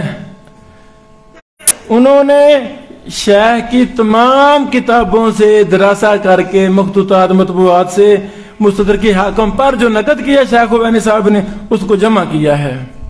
یہ کتاب نیٹ پر بھی ہے، ہر جگہ موجود ہے، یہ اردو بازار سے مل بھی جائے گی، ادھر پشاور سے دستیاب ہے۔ مستدرک الحوینی علی مستدرک الحاکم، 4 جلدوں میں۔ اس کے مقدمہ میں اسی پر بڑی سیر حاصل بحث ہے، کیونکہ امام حاکم کہتے ہیں نا علی شرط البخاری علی شرط مسلم علی شرط شیخین، تو شرط سے مراد کیا ہے؟ خلاصہ، یعنی تفصیل کا خلاصہ یہ ہے، جو راوی صحیح بخاری میں ہیں، جو راوی صحیح بخاری میں ہیں، انہی راویوں کی روایت کسی دوسری کتاب میں آ جائے، وہ راوی صحیح بخاری والا اس کی روایت ابو داؤد میں آ جائے، تو وہ بھی صحیح ہونی چاہیے نا، وہ بھی صحیح ہونی چاہیے نا۔ امام بخاری روایت لائے ہیں تو وہ سکہ راوی ہے، تو ادھر بھی اس کی روایت صحیح ہونی چاہیے۔ ایک دوسرا مختصر، جس طبقہ کے راوی امام بخاری لائے ہیں صحیح بخاری میں، جس طبقہ کے، नफ्स शाह नहीं, वो आदमी नहीं, हाँ उसी तबका के रावी जो जिनकी रिवायतें नहीं ला इमाम बुखारी साहब हो, उनकी रिवायत आ जाए तो वो भी सही होनी चाहिए ना। ताकि समझो, इस तरह से में बड़ी तफसील है। तो तखस्सुसाती मुताले का तरीका मैंने समझा दिया है। उसूल हदीस की किताबों में बस देखें कि शर्त बुखारी मुस्लिम पर क्या क्या बहस है, पीछे पड़ जाएं, पीछे लग जाएं तो शरह सदर हो जाएगी। फिर कुछ चीजें मैं जानबूझ के छोड़ रहा हूं। हाँ, मुताबे कहते हैं क्लास फेलो को, मुताबे कहते हैं मेरे गुनहगार फकीर मिस्कीन के। अब ये जो भाई बैठे हुए हैं, मैं इसका अहल नहीं था, जो जिम्मेदारी मुझ पर डाली गई। यहाँ मुहद्दिस रहमती साहब होते, हम उनसे इस्तिफादा करते, शेख गुलाम अला रहमती जैसे, शेख अब्दुल सलाम रुस्तमी साहब जैसे बड़े होते, हम उनसे इस्तिफादा करते। अल्लाह इस अमल को उनके लिए सदका जारिया बनाए, उनके लिए सदका जारिया बनाए। ताबे कहते हैं क्लास फेलो को। अब मेरे इस क्लास के आप सारे माशाल्लाह आपस में एक दूसरे के क्या हैं, ताबे हैं, ताबे। मैं कल चला जाऊंगा, फिर कोई मुझ पर बुहतान लगाएगा जो उसने तो ये कहा था, तो दूसरे रद्द करेंगे इंसान बन, उसने ऐसे नहीं ऐसे कहा था, ऐसे ही ना। ये सनदें इकट्ठी हो रही है ना। तो ताबे कैसे चलेगा पता? सनदों को इकट्ठा करने से, कौन किसकी मुवाफकत कर रहा है। फिर ताबे के भी उसूल हैं, इसकी अक़साम हैं, फुरुआत हैं। अच्छा, रावी गिर जाना। सुम्मल मरदूद इम्मा यकून लिसक़तिन औ तानिन, ये जो है ना मतन नुक़बतुल फ़िक्र, आधे का तल्लक उसूल हदीस के है साथ है, आधे का तल्लक जरह व तदील के साथ है। अब यहां से जरह व तदील शुरू हो रहा है, समझो। आधे का तल्लक है उसूल हदीस के साथ, आधे का तल्लक है जरह व तदील। अब क्या शुरू हो रहा है? जरह व तदील, जिसको हमने सीखना नहीं। मैं हूं, मुझे मुदीर बना दिया जाए आपके जामियात का, मैं तो गरीब बंदा हूं, मुझे बड़ा बना दिया जाए तो मैं फर्ज करार दे दूंगा। जब तक सही बुखारी के साथ इमाम बुखारी की तारीखुल कबीर बच्चे सबकन ना पढ़े, इनको फारग करना नहीं। सही बुखारी सारे पढ़ते हैं, तारीखुल कबीर पढ़ते नहीं, क्योंकि वो हदीस के फन की किताब भी नहीं है। ऐसे ना बोलो है तो फिर पढ़ते क्यों नहीं? क्यों नहीं पढ़ते? क़यामत को सफ़े होंगी, अल्लाह अकबर। क़यामत को सबसे पहले सफ़ अंबिया अलैहिस्सलाम की, फिर मुखलिसीन सहाबा किराम की, तो फिर मुहद्दिसीन की। मैंने किस सफ में खड़ा होना है, आपने किस सफ में खड़ा होना है, हम अंदाजा कर लें। जितनी हमारी उन सलफ मुहद्दिसीन से मोहब्बत, उनके मनहज से मोहब्बत। इमाम बुखारी आपने तरीक़े कबीर लिखी है, तो मैं इंशाअल्लाह इसको आम करूंगा, इसको सीखूंगा। पिछले 3 महीने पहले भी आपके शहरों से कुछ बच्चे मेरे पास आते रहते हैं, सारा साल ही दौरे वगैरह मेरे जारी रहते हैं। जब भी क्यों आज काम शुरू हो जाता है, ठीक है इस्तिफादा लें। उन्होंने ऐसे ऐसे फजूल बातें की, दलील क्या दीजिए, हमारे शयूख ने ये बातें की हैं जरह तदील के खिलाफ। और जरह तदील के खिलाफ बातें की। इस इलाके के दीर के कुछ तलबा मेरे पास आए 3 महीने पहले, 2 साथी। मैंने कहा भी तुम्हें ये बातें किसने की हैं? कहते हैं ये हमारे शयूख ने हमें बातें की हैं। जरह तदील का क्या फायदा, इस पे काम हो चुका है, इसका क्या फायदा इल्म का? इन्ना लिल्लाह। मैंने फिर कहा भाई नाब का क्या फायदा, सरफ का क्या फायदा? नहीं, ये गलत बातें हैं। इस इल्म को क़यामत جیسے محدثین کی ضرورت تھی نا، اب اسے زیادہ ضرورت ہے۔ تاریخ کبیر پڑھی ہے لیکن پتہ نہیں یہ کیا بلا ہے، منہج کیا ہے، راوی کیسے طرح کرنا ہے پتہ ہے۔ مجھے نا ایک دور شہر کے مدرسہ میں امتحان کے لیے بلایا گیا، شفوی امتحان منہ زبانی۔ میں چلا گیا، چلو سیر بھی ہو جائے گی پہاڑی علاقے کی۔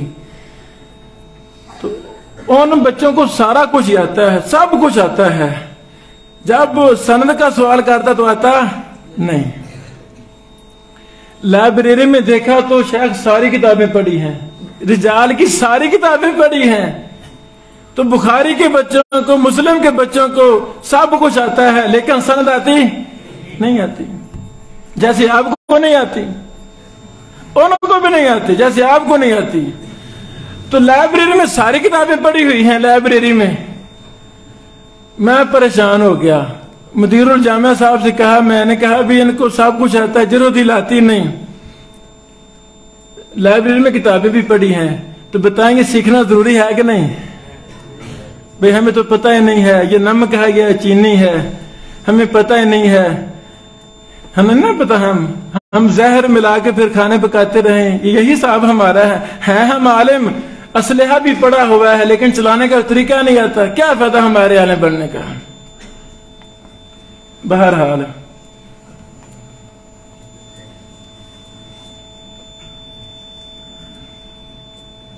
مدلس، ارسال خفی، تدلیس، ارسال خفی۔ تدلیس کہتے ہیں راوی کا اپنے استاد سے وہ حدیث بیان کرنا جو سنی نہیں، آپ مجھ سے سن رہے ہیں، جو سنا وہ تو بیان کریں، اب جو سنا ہی نہیں وہ بیان کر سکتے؟ اگر وہ بھی بیان کریں تو کیا بن جائیں گے آپ؟ مدلس، آپ مدلس ہو جائیں گے۔ ارسال خفی کیا ہوتا ہے؟ راوی مجھ سے ملا ہی نہیں، آپ تو ملے ہیں، وہ مجھ سے ملا ہی نہیں، پھر بھی کیا کہتا ہے ابن بشیر نے، ابن بشیر سے وہ باتیں بیان کر رہا ہے، تو وہ کیا ہوگا؟ ارسال خفی۔ عرب کے اندر، عرب واقعی عرب ہیں، ہم واقعی عجم ہیں، ہم عجم ہیں نا، عجم کا معنی گونگے بولے، ہم واقعی گونگے بولے ہیں، علم سے محروم ہیں، عرب واقعی عرب ہیں، ان میں بڑی خیر باقی ہے۔ یہ جرح و تعدیل کے علم، عرب شیوخ ایک ایک شیخ نے جماعتوں سے بڑے کام کیے، ایک ایک بندہ ہے، ادھر بڑے کام ہو رہے ہیں۔ تدلیس کا اور ارسال خفی کا آپس میں کیا تعلق ہے؟ سمجھو، تدلیس کا اور ارسال خفی کا آپس میں کیا تعلق ہے؟ طائف کے ایک شیخ ہیں، مکہ میں ہوتے ہیں، ام القرى میں پڑھاتے ہیں، انہوں نے التدلیس وعلاقتہ بالارسال الخفی پر 5 جلدوں میں کتاب لکھ دیا۔ ایسے فضول بندہ ایسے اتنا بڑا کام کر دیا، ادھر خیر باقی ہے، ادھر خیر، ادھر شعور باقی ہے، ادھر شعور باقی، ادھر شعور۔ ہم باقی اجمی ہیں، مبارک ہو اجمی ہیں ہم، مبارک ہو۔ جس فن کے بغیر ہم چل ہی نہیں سکتے اور جس فن کے بغیر ہم قدم نہیں اٹھا سکتے، جس فن کے بغیر محدثین نے ایک سانس نہیں لیا، جس فن کو قیامت تک قائم رکھنے کے لیے محدثین نے زندگیاں کھپا دی، جرح و تعدیل جیسے مشکل فن کو مرتب اور مدون کرنے میں، آج کا مولوی کہتا ہے یہ فن ضروری نہیں ہے۔ اگر یہ فن ضروری نہیں ہے تو پھر اور بھی کوئی ضروری، پھر کچھ بھی ضروری نہیں، تو گھر جائیں۔ یہ فن ضروری ہے۔ امام ابن حبان کا مجھے وہ باب یاد آ رہا جنہوں نے صحیح ابن حبان میں قائم کیا ہے۔ ابن حبان کہتے ہیں بستی، بست، طریقے بست، نسب الشیء الی المصطفی ولم یعرف صحتہ. میں نے کہتا، ابن حبان نے کہا ہے اس بندے کا جہنم میں داخلہ واجب ہے جو نبی علیہ السلام کی طرف باتیں نسبت کر رہا ہے اور اس کو ان کی صحت کا پتہ ہے نہیں. تو صحت کا پتہ کیسے چلے گا؟ جرح و تعدیل کے بغیر نہیں. ایک ایسی بھی قوم ہے دنیا میں جن کو جرح و تعدیل کے بغیر الہام ہو جاتا ہے، یہ بات نہیں. ہم واقعی عجم ہیں، گنگے بولے ہیں، علم سے دور ہیں، یعنی سند کے بغیر ہم حدیث کو لیتے ہی نہیں. سند ہمارا شعار ہے، ترا امتیاز ہے، لیکن سند کا جو علم ہے وہ لینا نہیں.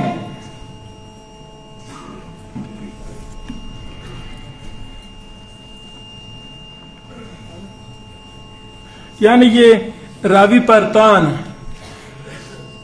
راویوں کی 3 قسم، پورے جرح و تعدیل فن کی 3 قسمیں ہیں. جرح و تعدیل نام ہے راوی کا، ہے نا، راویوں کا نام ہے، بندوں کا نام جن نے حدیثیں بیان کی. 3 قسمیں ہیں. کچھ راوی وہ ہیں جن کے ثقہ ہونے پر سب کا اتفاق ہے. کچھ راوی وہ ہیں جن کے ثقہ ہونے پر سب کا اتفاق ہے. تو ان کی حدیثیں کیا ہیں؟ صحیح ثقہ راوی کی صحیح ہیں. کچھ وہ راوی ہیں جن کے ضعیف ہونے پر سب کا اتفاق ہے. سب کہہ رہے ہیں ضعیف ہے، ضعیف ہے، ضعیف ہے، ان کی روایتیں ضعیف ہیں. کچھ راوی ہیں جن کے اندر اختلاف ہے، کوئی ثقہ کہہ رہے، کچھ ضعیف کہہ رہے. تو جرح و تعدیل کے قوانین یہاں ہمیں ازبر ہونے چاہیے. اس کے حل بھی نکالے ہم نے. حل کیا ہے؟ شیخ البانی رحمہ اللہ اس بندے کو محدثین کا ساتھ نصیب فرما. انہوں نے اپنی تمام کتابوں میں جو راویوں پر بحث کی ان کے شاگردوں نے، سلیم ہلالی وغیرہ نے ان بحوث کو مرتب کر دیا، الگ کر دیا. ابو اسحاق الحوینی صاحب نے جو راویوں پر بحث کی، ان کے شاگرد نے، عمر نام ہے، عمر ان کا نام ہے، پورا نام ابھی ذہن میں نہیں آ رہا. عمر یہ اور ہے، یہ مصری ہیں، وہ اردنی ہیں، وہ اور ہیں، بڑے مشہور ہیں، بڑی کتابیں لکھی، بہت ببر شیر ہیں، وہ بہت کام کر رہے ہیں.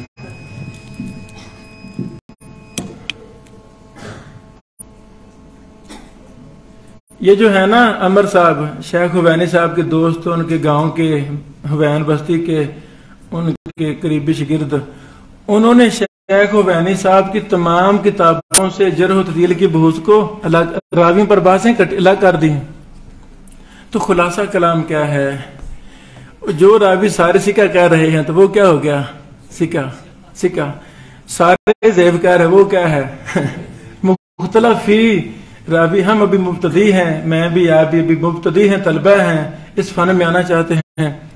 ہم مختلف فی راویوں کے بارے میں ان 2 جلیلین امامین محدثین کی جو جرح و تعدیل پر کتابیں مطبوعہ ہیں ان کو لازم پکڑیں، وہاں مختلف فی اقوال ذکر کر کے آگے راج مرجو لکھا ہے. تقریب و تہذیب ایسے ہی ہے نا، سارے اقوال کا خلاصہ لکھا ہے. میرے استاد ارشاد اللہ قصری صاحب، ان کے عربی میں کتابیں ہیں، اکثر اردو میں ہیں. تو استاد جی کے نا کچھ کتابیں ضرور لازم پکڑیں. توضیح الکلام اتنی موٹی کتاب ہے، 1000 سے زیادہ صفحے. اس میں سندوں کو جمع کر رہے ہیں، جرح و تعدیل پر بحثیں، اصول حدیث پر بحثیں، علل پر بحثیں. اس کتاب کو بار بار پڑھنا چاہیے. پھر اعلاء سنن فی المیزان، ایک مشہور کتاب ہے ظفر احمد عثمانی صاحب رحمہ اللہ کی، اعلاء سنن. اس کے اندر ضعیف راویوں کو کیسے ثقہ ثابت کیا گیا، قذاب راویوں کی روایتوں کو کیسے حسن کہا گیا ہے نا، اس پر بھی سیر حاصل استاد جی نے بحث، پوری کتاب ہے الا سنن فی المیزان، اس طرح اور استاد جی کی کتابیں ہیں۔ تو شیخ البانی صاحب، شیخ عبینی صاحب، شیخ عصری صاحب یا جس کو بھی یا دیگر علماء جن کی کتاب پر کام ہوئے ہیں ان کو ملازم پکڑیں۔ مختلف فی روایت میں ان بزرگوں کی کتابوں سے ہمیں راج مرجو کا پتہ لگ جائے گا، ہم مزید راسا کریں گے، مزید ہمیں اس کا تائید کا فائدہ ہوگا۔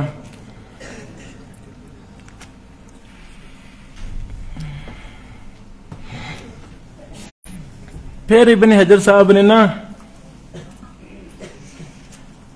حسن لغیر ہی پر باز کی ہے، حسن لغیر ہی پر۔ ابن حجر رحمہ اللہ حسن لغیر ہی کو حجت تسلیم کرتے تھے، حسن لغیر ہی کو، تو یہی بات راجح ہے، حسن لغیر ہی حجت ہے، متقدمین کے ہاں، متاخرین کے ہاں، سب کے ہاں۔ شاذ بات اصول نہیں بنتی، شاذ بات ہمیں محدثین کی موافقت میں زندگی گزارنی ہے، محدثین کے موافقت میں زندگی گزار، اس میں صلاح خیر ہے۔ ہم کون ہیں کوئی شاذ اصول اپنی طرف سے بنائیں گے تو کہاں جائیں گے، بنائیں گے تو کہاں جائیں گے؟ کوئی نہ کوئی رد لکھے گا نہیں لکھے گا؟ بولو، لکھے گا، رد لکھے گا۔ فتح الباری میں جو منہجی غلطیاں ہیں عقیدے وغیرہ کی، اس پر عربوں نے پوری پوری کتابیں لکھ دی ہیں۔ یعنی جو بھی شخص غلطی کرتا ہے نا، علل کلم اس لیے ہے، انشاءاللہ کوئی نہ اٹھے گا، وہ دنیا کو بتائے گا کہ اس نے یہ اس کی کتاب میں کمزوریاں ہیں، اس کا منہج غلط ہے وغیرہ وغیرہ۔ تو ہم نے زندگی گزارنی ہے محدثین کے ساتھ۔ بات ختم ہوئی۔ یہ جو میں نے راویوں کی 3 قسمیں بتائی ہیں، راویوں کی، اللہ تعالیٰ مجھے زندگی دے، یہ میری 3 کتابیں ہیں۔ یعنی پورے جرح و تعدیل کو، میری سوچ تھی بڑی پرانی کہ یہ بڑا اہم مسئلہ ہے، کوئی ایسی کتاب یا اللہ لکھوا مجھ سے کہ ایسے راوی جن پر سب کا اتفاق ہے، وہ میں کہہ سکوں لوگوں جاؤ اس میں سارے راوی تمام محدثین کے ہاں سکہ ہیں۔ بات ختم ہوئی، یہ سر سکہ راوی ہیں، بات ختم ہوئی۔ الثقات ابن حبان بھی ہے ماشاءاللہ، لیکن اس میں کافی گڑبڑیشن ہو گئی۔ 2-3 اور بھی ثقات ہیں، ان میں بھی گڑبڑ ہے۔ تو کوئی جیسے صحیح بخاری پر امت کا اتفاق ہے، مسلم پر امت کا اتفاق ہے وغیرہ وغیرہ، ایسے کچھ سکہ راویوں کی کتاب بھی ہونی چاہیے جس پر چلو علماء کا اتفاق نہ صحیح، بندہ اپنی کوشش کرے نا بھی یہ سارے سکہ راوی ہیں باحوالہ، اس کو کسی نے ضعیف نہیں کہا، یہ سارے سکہ ہیں، یہ سارے پکے ضعیف ہیں، یہ مختلف ہی ہیں۔ تو یہ میرا کام ابھی نامکمل ہے، اور بھی مصروفیات، اللہ زندگی مجھے دے، یہ بھی میں اگلے سالوں میں یہ 3 کتابیں شائع کروں گا، یعنی مختلف ہی الگ، ان کا دراسہ بھی آگے جامع مانے بھی راجہ یہ ہے، راجہ یہ ہے، راجہ یہ ہے۔ آگے ابن حجر صاحب نے بات کی ہے عالی سند پر، عالی سند پر، عالی پر نا انشاءاللہ کل ہم تفصیلی بات کریں گے۔ یعنی عالی کی بھی قسمیں ہیں، عالی کے طبقات ہیں۔ حسن لغیرہی میں بڑی اہم بات سمجھو، سکہ کی درجہ بندی ہے، تو ضعف کی بھی، کیا سارے ضعیف برابر ہیں؟ اور ایک ضعیف 10 نمبر لے رہا ہے، ایک 100 میں سے 40 لے رہا ہے، دونوں برابر ہیں کہ فرق ہے؟ ضعف میں بھی درجہ بندی ہے۔ محدثین نے بال کی کھال ادھیڑی ہے، بال کی کھال ادھیڑ کر درجہ بندی کی ہے۔ اس حافظہ خراب، اس کی بھی درجہ بندی ہے، اس کی بھی طبقات ہیں۔ سارے حافظہ خراب ایک برابر نہیں ہیں، تدلیس برابر، تدلیس کے بھی طبقات ہیں۔ پہلا دوسرا طبقہ ان کی روایتیں مقبول ہیں، تیسرا چوتھے کی روایت آنے والی ضعیف ہے، 5ویں طبقے کی روایت خان سے بھی ہو وہ ضعیف ہے، کیونکہ وہ راوی خود بھی ضعیف ہے اور مدلس بھی ہے۔ قلیل کثیر کا فرق ہے نا، قلیل کثیر۔ اب میں نے ایک چوری کی ہو، آپ مجھ پر سارے پشاور کی چوریاں ڈال دیں، ٹھیک ہے؟ یہ کسی نے زندگی میں ایک بار تدلیس کی ہے، آپ اس پر سارا حکم لگا دیں یہ مدلس ہے، ٹھیک ہے؟ قلیل الخطا کثیر الخطا ہے کہ نہیں؟ جس نے غلطیاں تھوڑی کی ہیں وہ ہے قلیل الخطا، اس کی روایت لی جائے گی اللہ کے خطا ثابت ہو جائے۔ قلیل تدلیس کی آنے والی روایت لی جائے گی اللہ کے تدلیس ثابت ہو جائے۔ تدلیس ثابت کیسے ہوگی؟ دوسری سندیں اکٹھی کریں گے، جہاں ہمیں ملے اس نے تو یہاں راوی چھوڑا ہوا ہے، جہاں راوی چھوڑا ہوا ہے وہ تدلیس ثابت ہو گئی۔ تیسرا چوتھا طبقہ، ابھی 4-5 مہینے پہلے میں نے مسئلہ تدلیس پر دورہ کروایا، مسئلہ تدلیس پر، وہ بھی پھر مجھے جانا پڑ گیا سعودی عرب، وہ انشاءاللہ بھی میں نامکمل کو جلدی مکمل کروں گا انشاءاللہ۔ وہ ساتھ کتاب بھی لکھ رہا ہوں، یعنی مدلسین پر ایک میں نے عربی میں کتاب لکھی ہے موسوعۃ المدلسین کے نام سے، اب ایک اردو میں لکھ رہا ہوں سوال جواباً، یعنی یہ بڑا اہم مسئلہ ہے۔ جرح و تعدیل کا ہر مسئلہ ہی اہم ہے، پر تدلیس کا بڑا یہ زیادہ اہم ہے۔ بڑے بڑے محدثین کی آنے والی روایتوں کو اڑا دیا گیا جو سب محدثین کے ہاں صحیح تھیں، لو جی یہ بھی، یعنی بعض ہمارے شیوخ میں سے اساتذہ میں سے ان کو منہجی غلطی لگی، انہوں نے کہا نہیں جی طبقات کا کوئی فرق کرنا نہیں، قلیل کثیر نہیں، بھائی اللہ نے فرق کیا ہے، صحابہ نے فرق کیا ہے، محدثین نے فرق کیا قلیل کثیر کا۔ جو چوری 2 بار کرے اس کو 2 کی سزا دو، جو 100 بار کرے اس کو 100 کی سزا دو، فرق ہے۔ بہرحال آگے اللہ اکبر۔ وَإِنْ رَوَى أَمَّنْ دُونَهُ فَالْأَكَابِرْ عَنِ الْأَصَاغِرِ۔ بھائیو علم معیار نہیں ہونا چاہیے۔ کتنے بڑے محدثین نے چھوٹی عمر والوں سے روایتیں لی ہیں۔ اب مجھے نہ شیوخ کا پتہ نہیں ہے، پتہ نہیں ادھر کتنے کتنے شیوخ بیٹھے، مجھے پتہ نہیں ہے، مجھے پتہ نہیں ہے۔ اچھا، بسا اوقات بڑا شیخ چھوٹے سے روایت لے رہا ہوتا ہے، یہ کوئی آر ہے نہیں، جس میں آر حیا تکبر آ جائے نا، وہ علم سے آری رہتا، علم سے دور رہتا۔ ہمیں حیا ہونا چاہیے، شرم و حیا نہیں ہونا چاہیے ہمیں۔ شیخ وسیع اللہ صاحب حرم مکی کے استاذ، بہت بڑے محدث، علل کے بھی امام، علل کے، انہوں نے علل پر بڑے کام کیے۔ امام احمد کی علل انہوں نے ہی اس کو ایڈٹ کیا تھا مخطوطہ سے، بہت بڑا کام کیا شیخ نے، چھپا ہوا ہے 4 جلدوں میں، علل امام احمد بن حنبل۔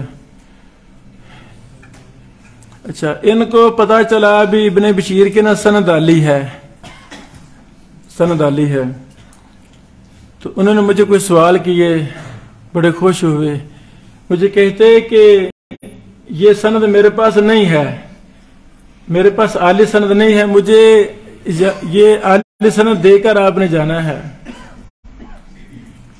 یہ کیا مثال بن گئی؟ روایت الاکابر عن الاصاغر۔ مجھے رونا بھی آیا، ہنسی بھی آئی، چلو یہ مثال تو بن گئی نا، روایت الاکابر عن الاصاغر۔ ایک سند مل گئی میری سند کو کہ محدث حرم مکی بھی کہہ رہا ہے کہ یہ سند مجھے دے کر جائیں، یہ آپ کی عالی سند ہے۔ ادھر مدینہ میں سمال کا ایک مجھے شیخ ملا، سمال کا، ادھر نا تہذیب و تہذیب پڑی ہوئی ہے، وہ نیو ایڈیشن، یہ شیخ کی ہے جمعیہ دارالعلوم دبئی والوں نے، اس ادارہ میں وہ محقق کام کرتے ہیں۔ شیخ عبد الرحمن بن حسن العصری، پہلی ملاقات تھی، نوجوان ماشاءاللہ ببر شیر ملے، ان کو پتا چلا یہ علی سند کا، انہوں نے کافی سوال کیے، یعنی عصر سے لے کر رات 10 بجے تک وہ ہم مناقشہ کرتے رہے۔ مجھے پتا نہیں تھا یہ کون ہے، زیادہ نہیں مجھے پتا تھا۔ پھر انہوں نے بتایا کہ شیخ میں سمال کا ہوں، میں بڑا شیخ ہوں، علی سند کے حصول میں مصر بھی گیا ہوں، تیون سملس بھی گیا ہوں، ہندوستان بھی گیا ہوں، عرب تو کئی بار گیا ہوں۔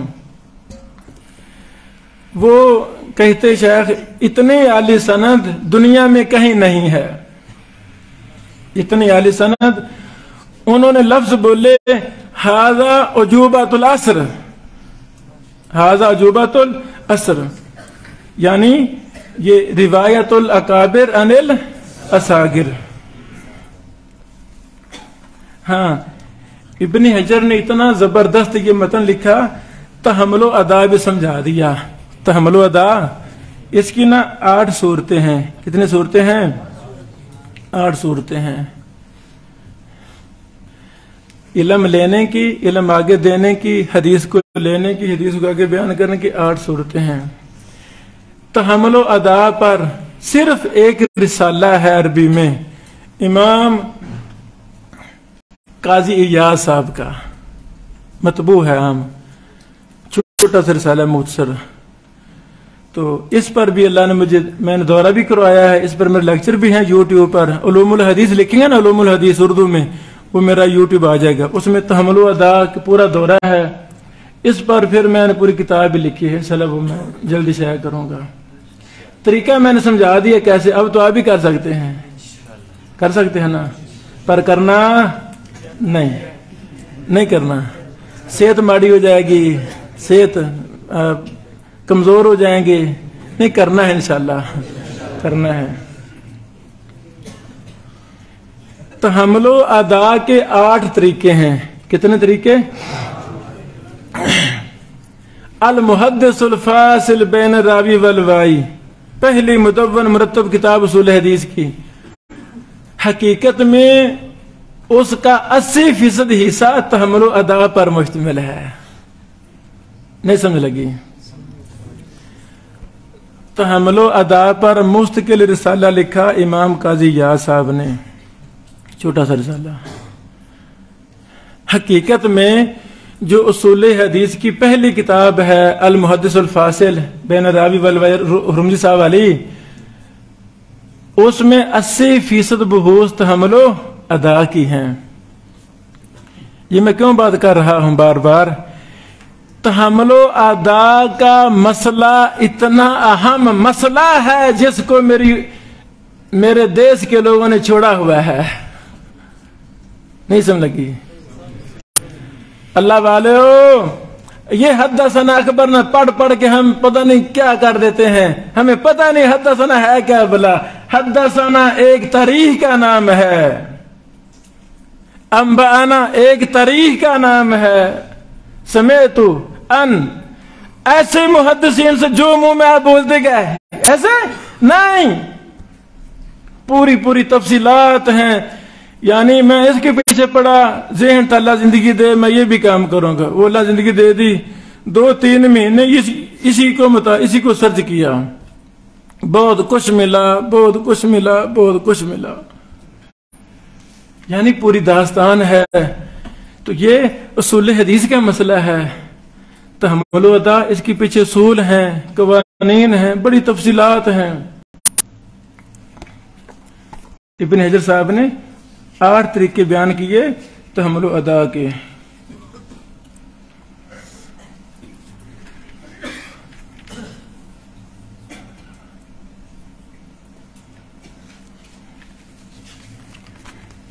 اس طرح اور بھی ہاں آخر میں خاتمہ میں ابن حجر رحمہ اللہ نے دیکھو یہ مختلف متشابہ پڑھا نا؟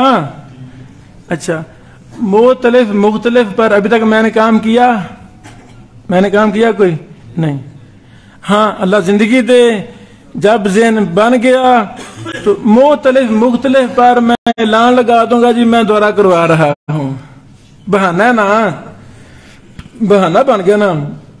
جو طلبہ آئیں گے ان کو بھی 2-3 مہینے پہلے میں خود دراسہ کر لوں گا, ان کو ہی پڑھا دوں گا. یوٹیوب پر بھی لیکچر چلے جائیں گے, وہ میری کتاب مکمل ہو جائے گی. میں مر جاؤں گا, کوئی کتاب پڑھ کے فائدہ لے لے گا, کوئی یوٹیوب سے فائدہ لے لے گا, کوئی دعا دے دے گا. یہی نا. تو یعنی یہ پورے فن ہیں. نقطوں کی تبدیلی, حرف کی تبدیلی بھی رابطے سے ہوئی ہے نا نقطوں کی. تو محدثین پورا فن مصحف اور محرف یہی ہے نا, پورے فن ہے یہ. اللہ والو, مصحف اور محرف پر گنہگار نے اس کتاب میں اس کے اصولوں پر بات کی ہے, اور آگے کو 20 سے زیادہ کتابوں کے میں نے نام لکھے ہیں. مصحف اور محرف کیا ہے؟ متن میں اکثر یہ ہوتا ہے, سند میں نام کوشتا حرف کو تبدیل ہو گیا, کوئی نقطہ تبدیل ہو گیا. یہ کوئی مسئلہ ہے؟ مسئلہ ہے؟ اللہ اکبر.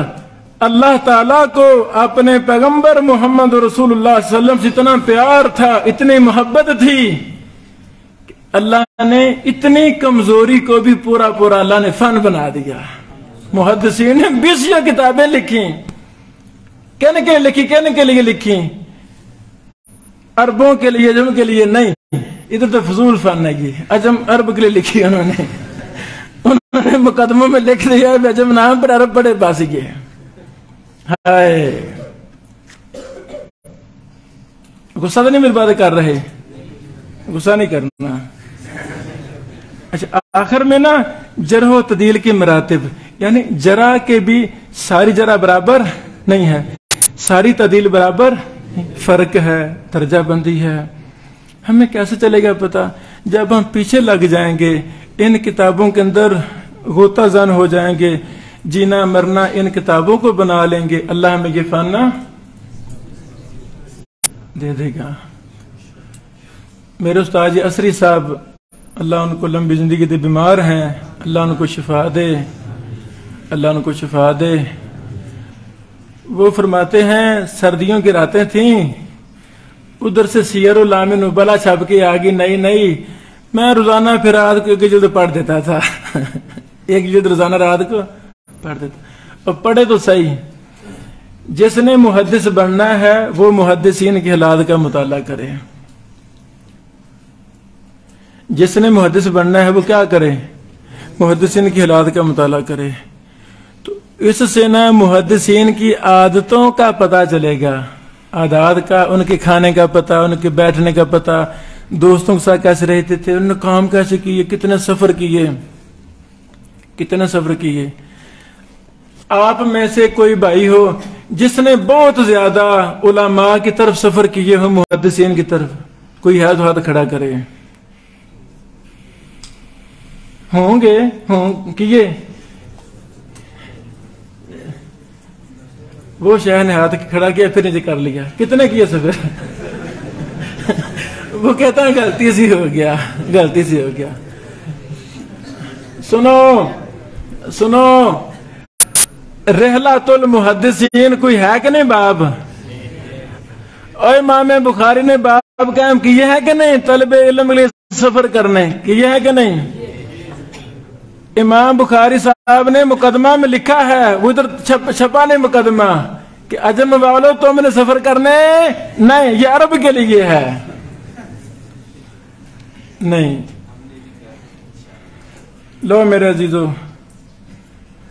آخری یعنی جرح و تعدیل کے بھی مراتب ہیں. ہر توثیق ایک درجہ کی نہیں ہے. مقبول بھی درجہ ہے, سول حفظ بھی درجہ ہے, کذاب بھی درجہ ہے, ضعیف بھی درجہ ہے, اضعف بھی درجہ ہے. تو سارے برابر ہیں. ہر چیز میں آگے تفصیلات ہیں, ہر چیز میں آگے تفصیلات ہیں. آخری بات ابن حجر رحمہ اللہ نے کی ہے ناموں کی کنیتوں کی. ناموں کی, اچھا محدثین نے بڑی باتیں کی ہیں. ایک میں نے کتاب شائع کی ہے اجالہ نافعہ, فارسی سے اردو میں بھی کچھ ہم نے کتابیں شائع کی ہیں. اجالہ نافعہ فارسی میں تھی, اس کے لاہور کے ایک پروفیسر ڈاکٹر ہیں ہمارے محترم ڈاکٹر عبدالغفار صاحب حافظہ اللہ، انہوں نے اس کا ترجمہ کیا اردو میں، اس کو میں نے شائع کیا۔ اجالہ نافع نا، اس میں ناموں کے پہچان میں بڑے زیادہ قوانین ہیں، ناموں کی اصول حدیث میں بھی ہیں، پورا فن ہے، یعنی اردو میں بھی کتابیں اس موضوع پر ہیں۔ آخری بات، ایک ہمارے اسلام آباد کے حسن صاحب ہیں، حسن خان صاحب، اصل وہ پشاور کے ہیں، وہ میری نا اصول حدیث کی ساری کتابوں کے ترجمے پشتوں میں کر رہے ہیں، ان کو بھی شوق ہے اس علم حدیث کا، تو اس نے کہا شیخ مجھے اجازت دیں، امید ہے بڑی جلدی ہم یہ کتابیں آپ کی زبان میں بھی شائع کریں گے۔ آخری بات، نزہت النظر کی ایک ایک لفظ کی شرح میرے استاد محترم ارشاد اللہ قصری صاحب نے کی ہے، یوٹیوب پر موجود ہے، پر ہم نے سننی نہیں، سننی ہے۔ استاد جی کہاں ابن بشیر، کہاں ارشاد اللہ، کوئی ہے نسبت؟ اللہ اکبر، میرے استاد محترم نے حق ادا کر دیا ہے۔ اس طرح ابو اسحاق الحوینی صاحب کو میں نے کوئی 35 بار نام لے لیا ہے، باہر کیوں لے رہا ہوں نام؟ تاکہ اس کو لازم پکڑے۔ اسری صاحب کو نام لے رہا ہوں، کیوں؟ تاکہ ان کو لازم پکڑا جائے۔ آپ لازم تو پکڑے، انشاءاللہ آپ کو بڑا فائدہ ہوگا، آپ کو بڑا فائدہ ہوگا، شرح صدر ہو جائے گی۔ خلاصہ یہی ہے، ہم نہ دین کی طرف آتے ہی نہ، اپنا کاروبار کرتے، محنت مزدوری کرتے، ٹیچر لگ جاتے، پروفیسر لگ جاتے۔ اگر آگے ہے نا تو پھر مخلص ہو جائیں اللہ کے لیے، اللہ بڑی عزت دے گا، اللہ بڑی عزت دے گا، اللہ بڑی عزت دے گا۔ عزت اللہ کے پاس ہے، ہم مخلص ہو جائیں دین کے لیے، مرنا جینا دین کے لیے کر دیں، اللہ ہمیں ضائع نہیں کرے گا۔ وآخر دعوانا الحمدللہ رب العالمین۔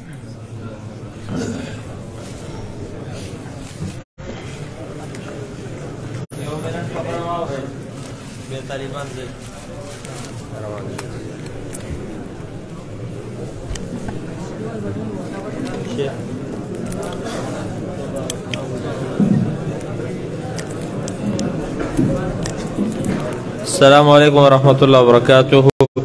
محترم طلاب العلم، کم چې د لرې ځای نه مسافر راغلي او پاتې کېږي دلته، نو انشاءالله هیڅ مشکل نشته، هغې دپاره موږ د خوراک څښاک تنظام کړی او همدلته به انشاءالله، او کم چې نږدې نو هغه کور ته تللی شي، اجازه ده ورته، که پاتې کېږي هم څه مشکل نشته۔ سبا 9 بجې به انشاءالله بیا درس شروع کېږي،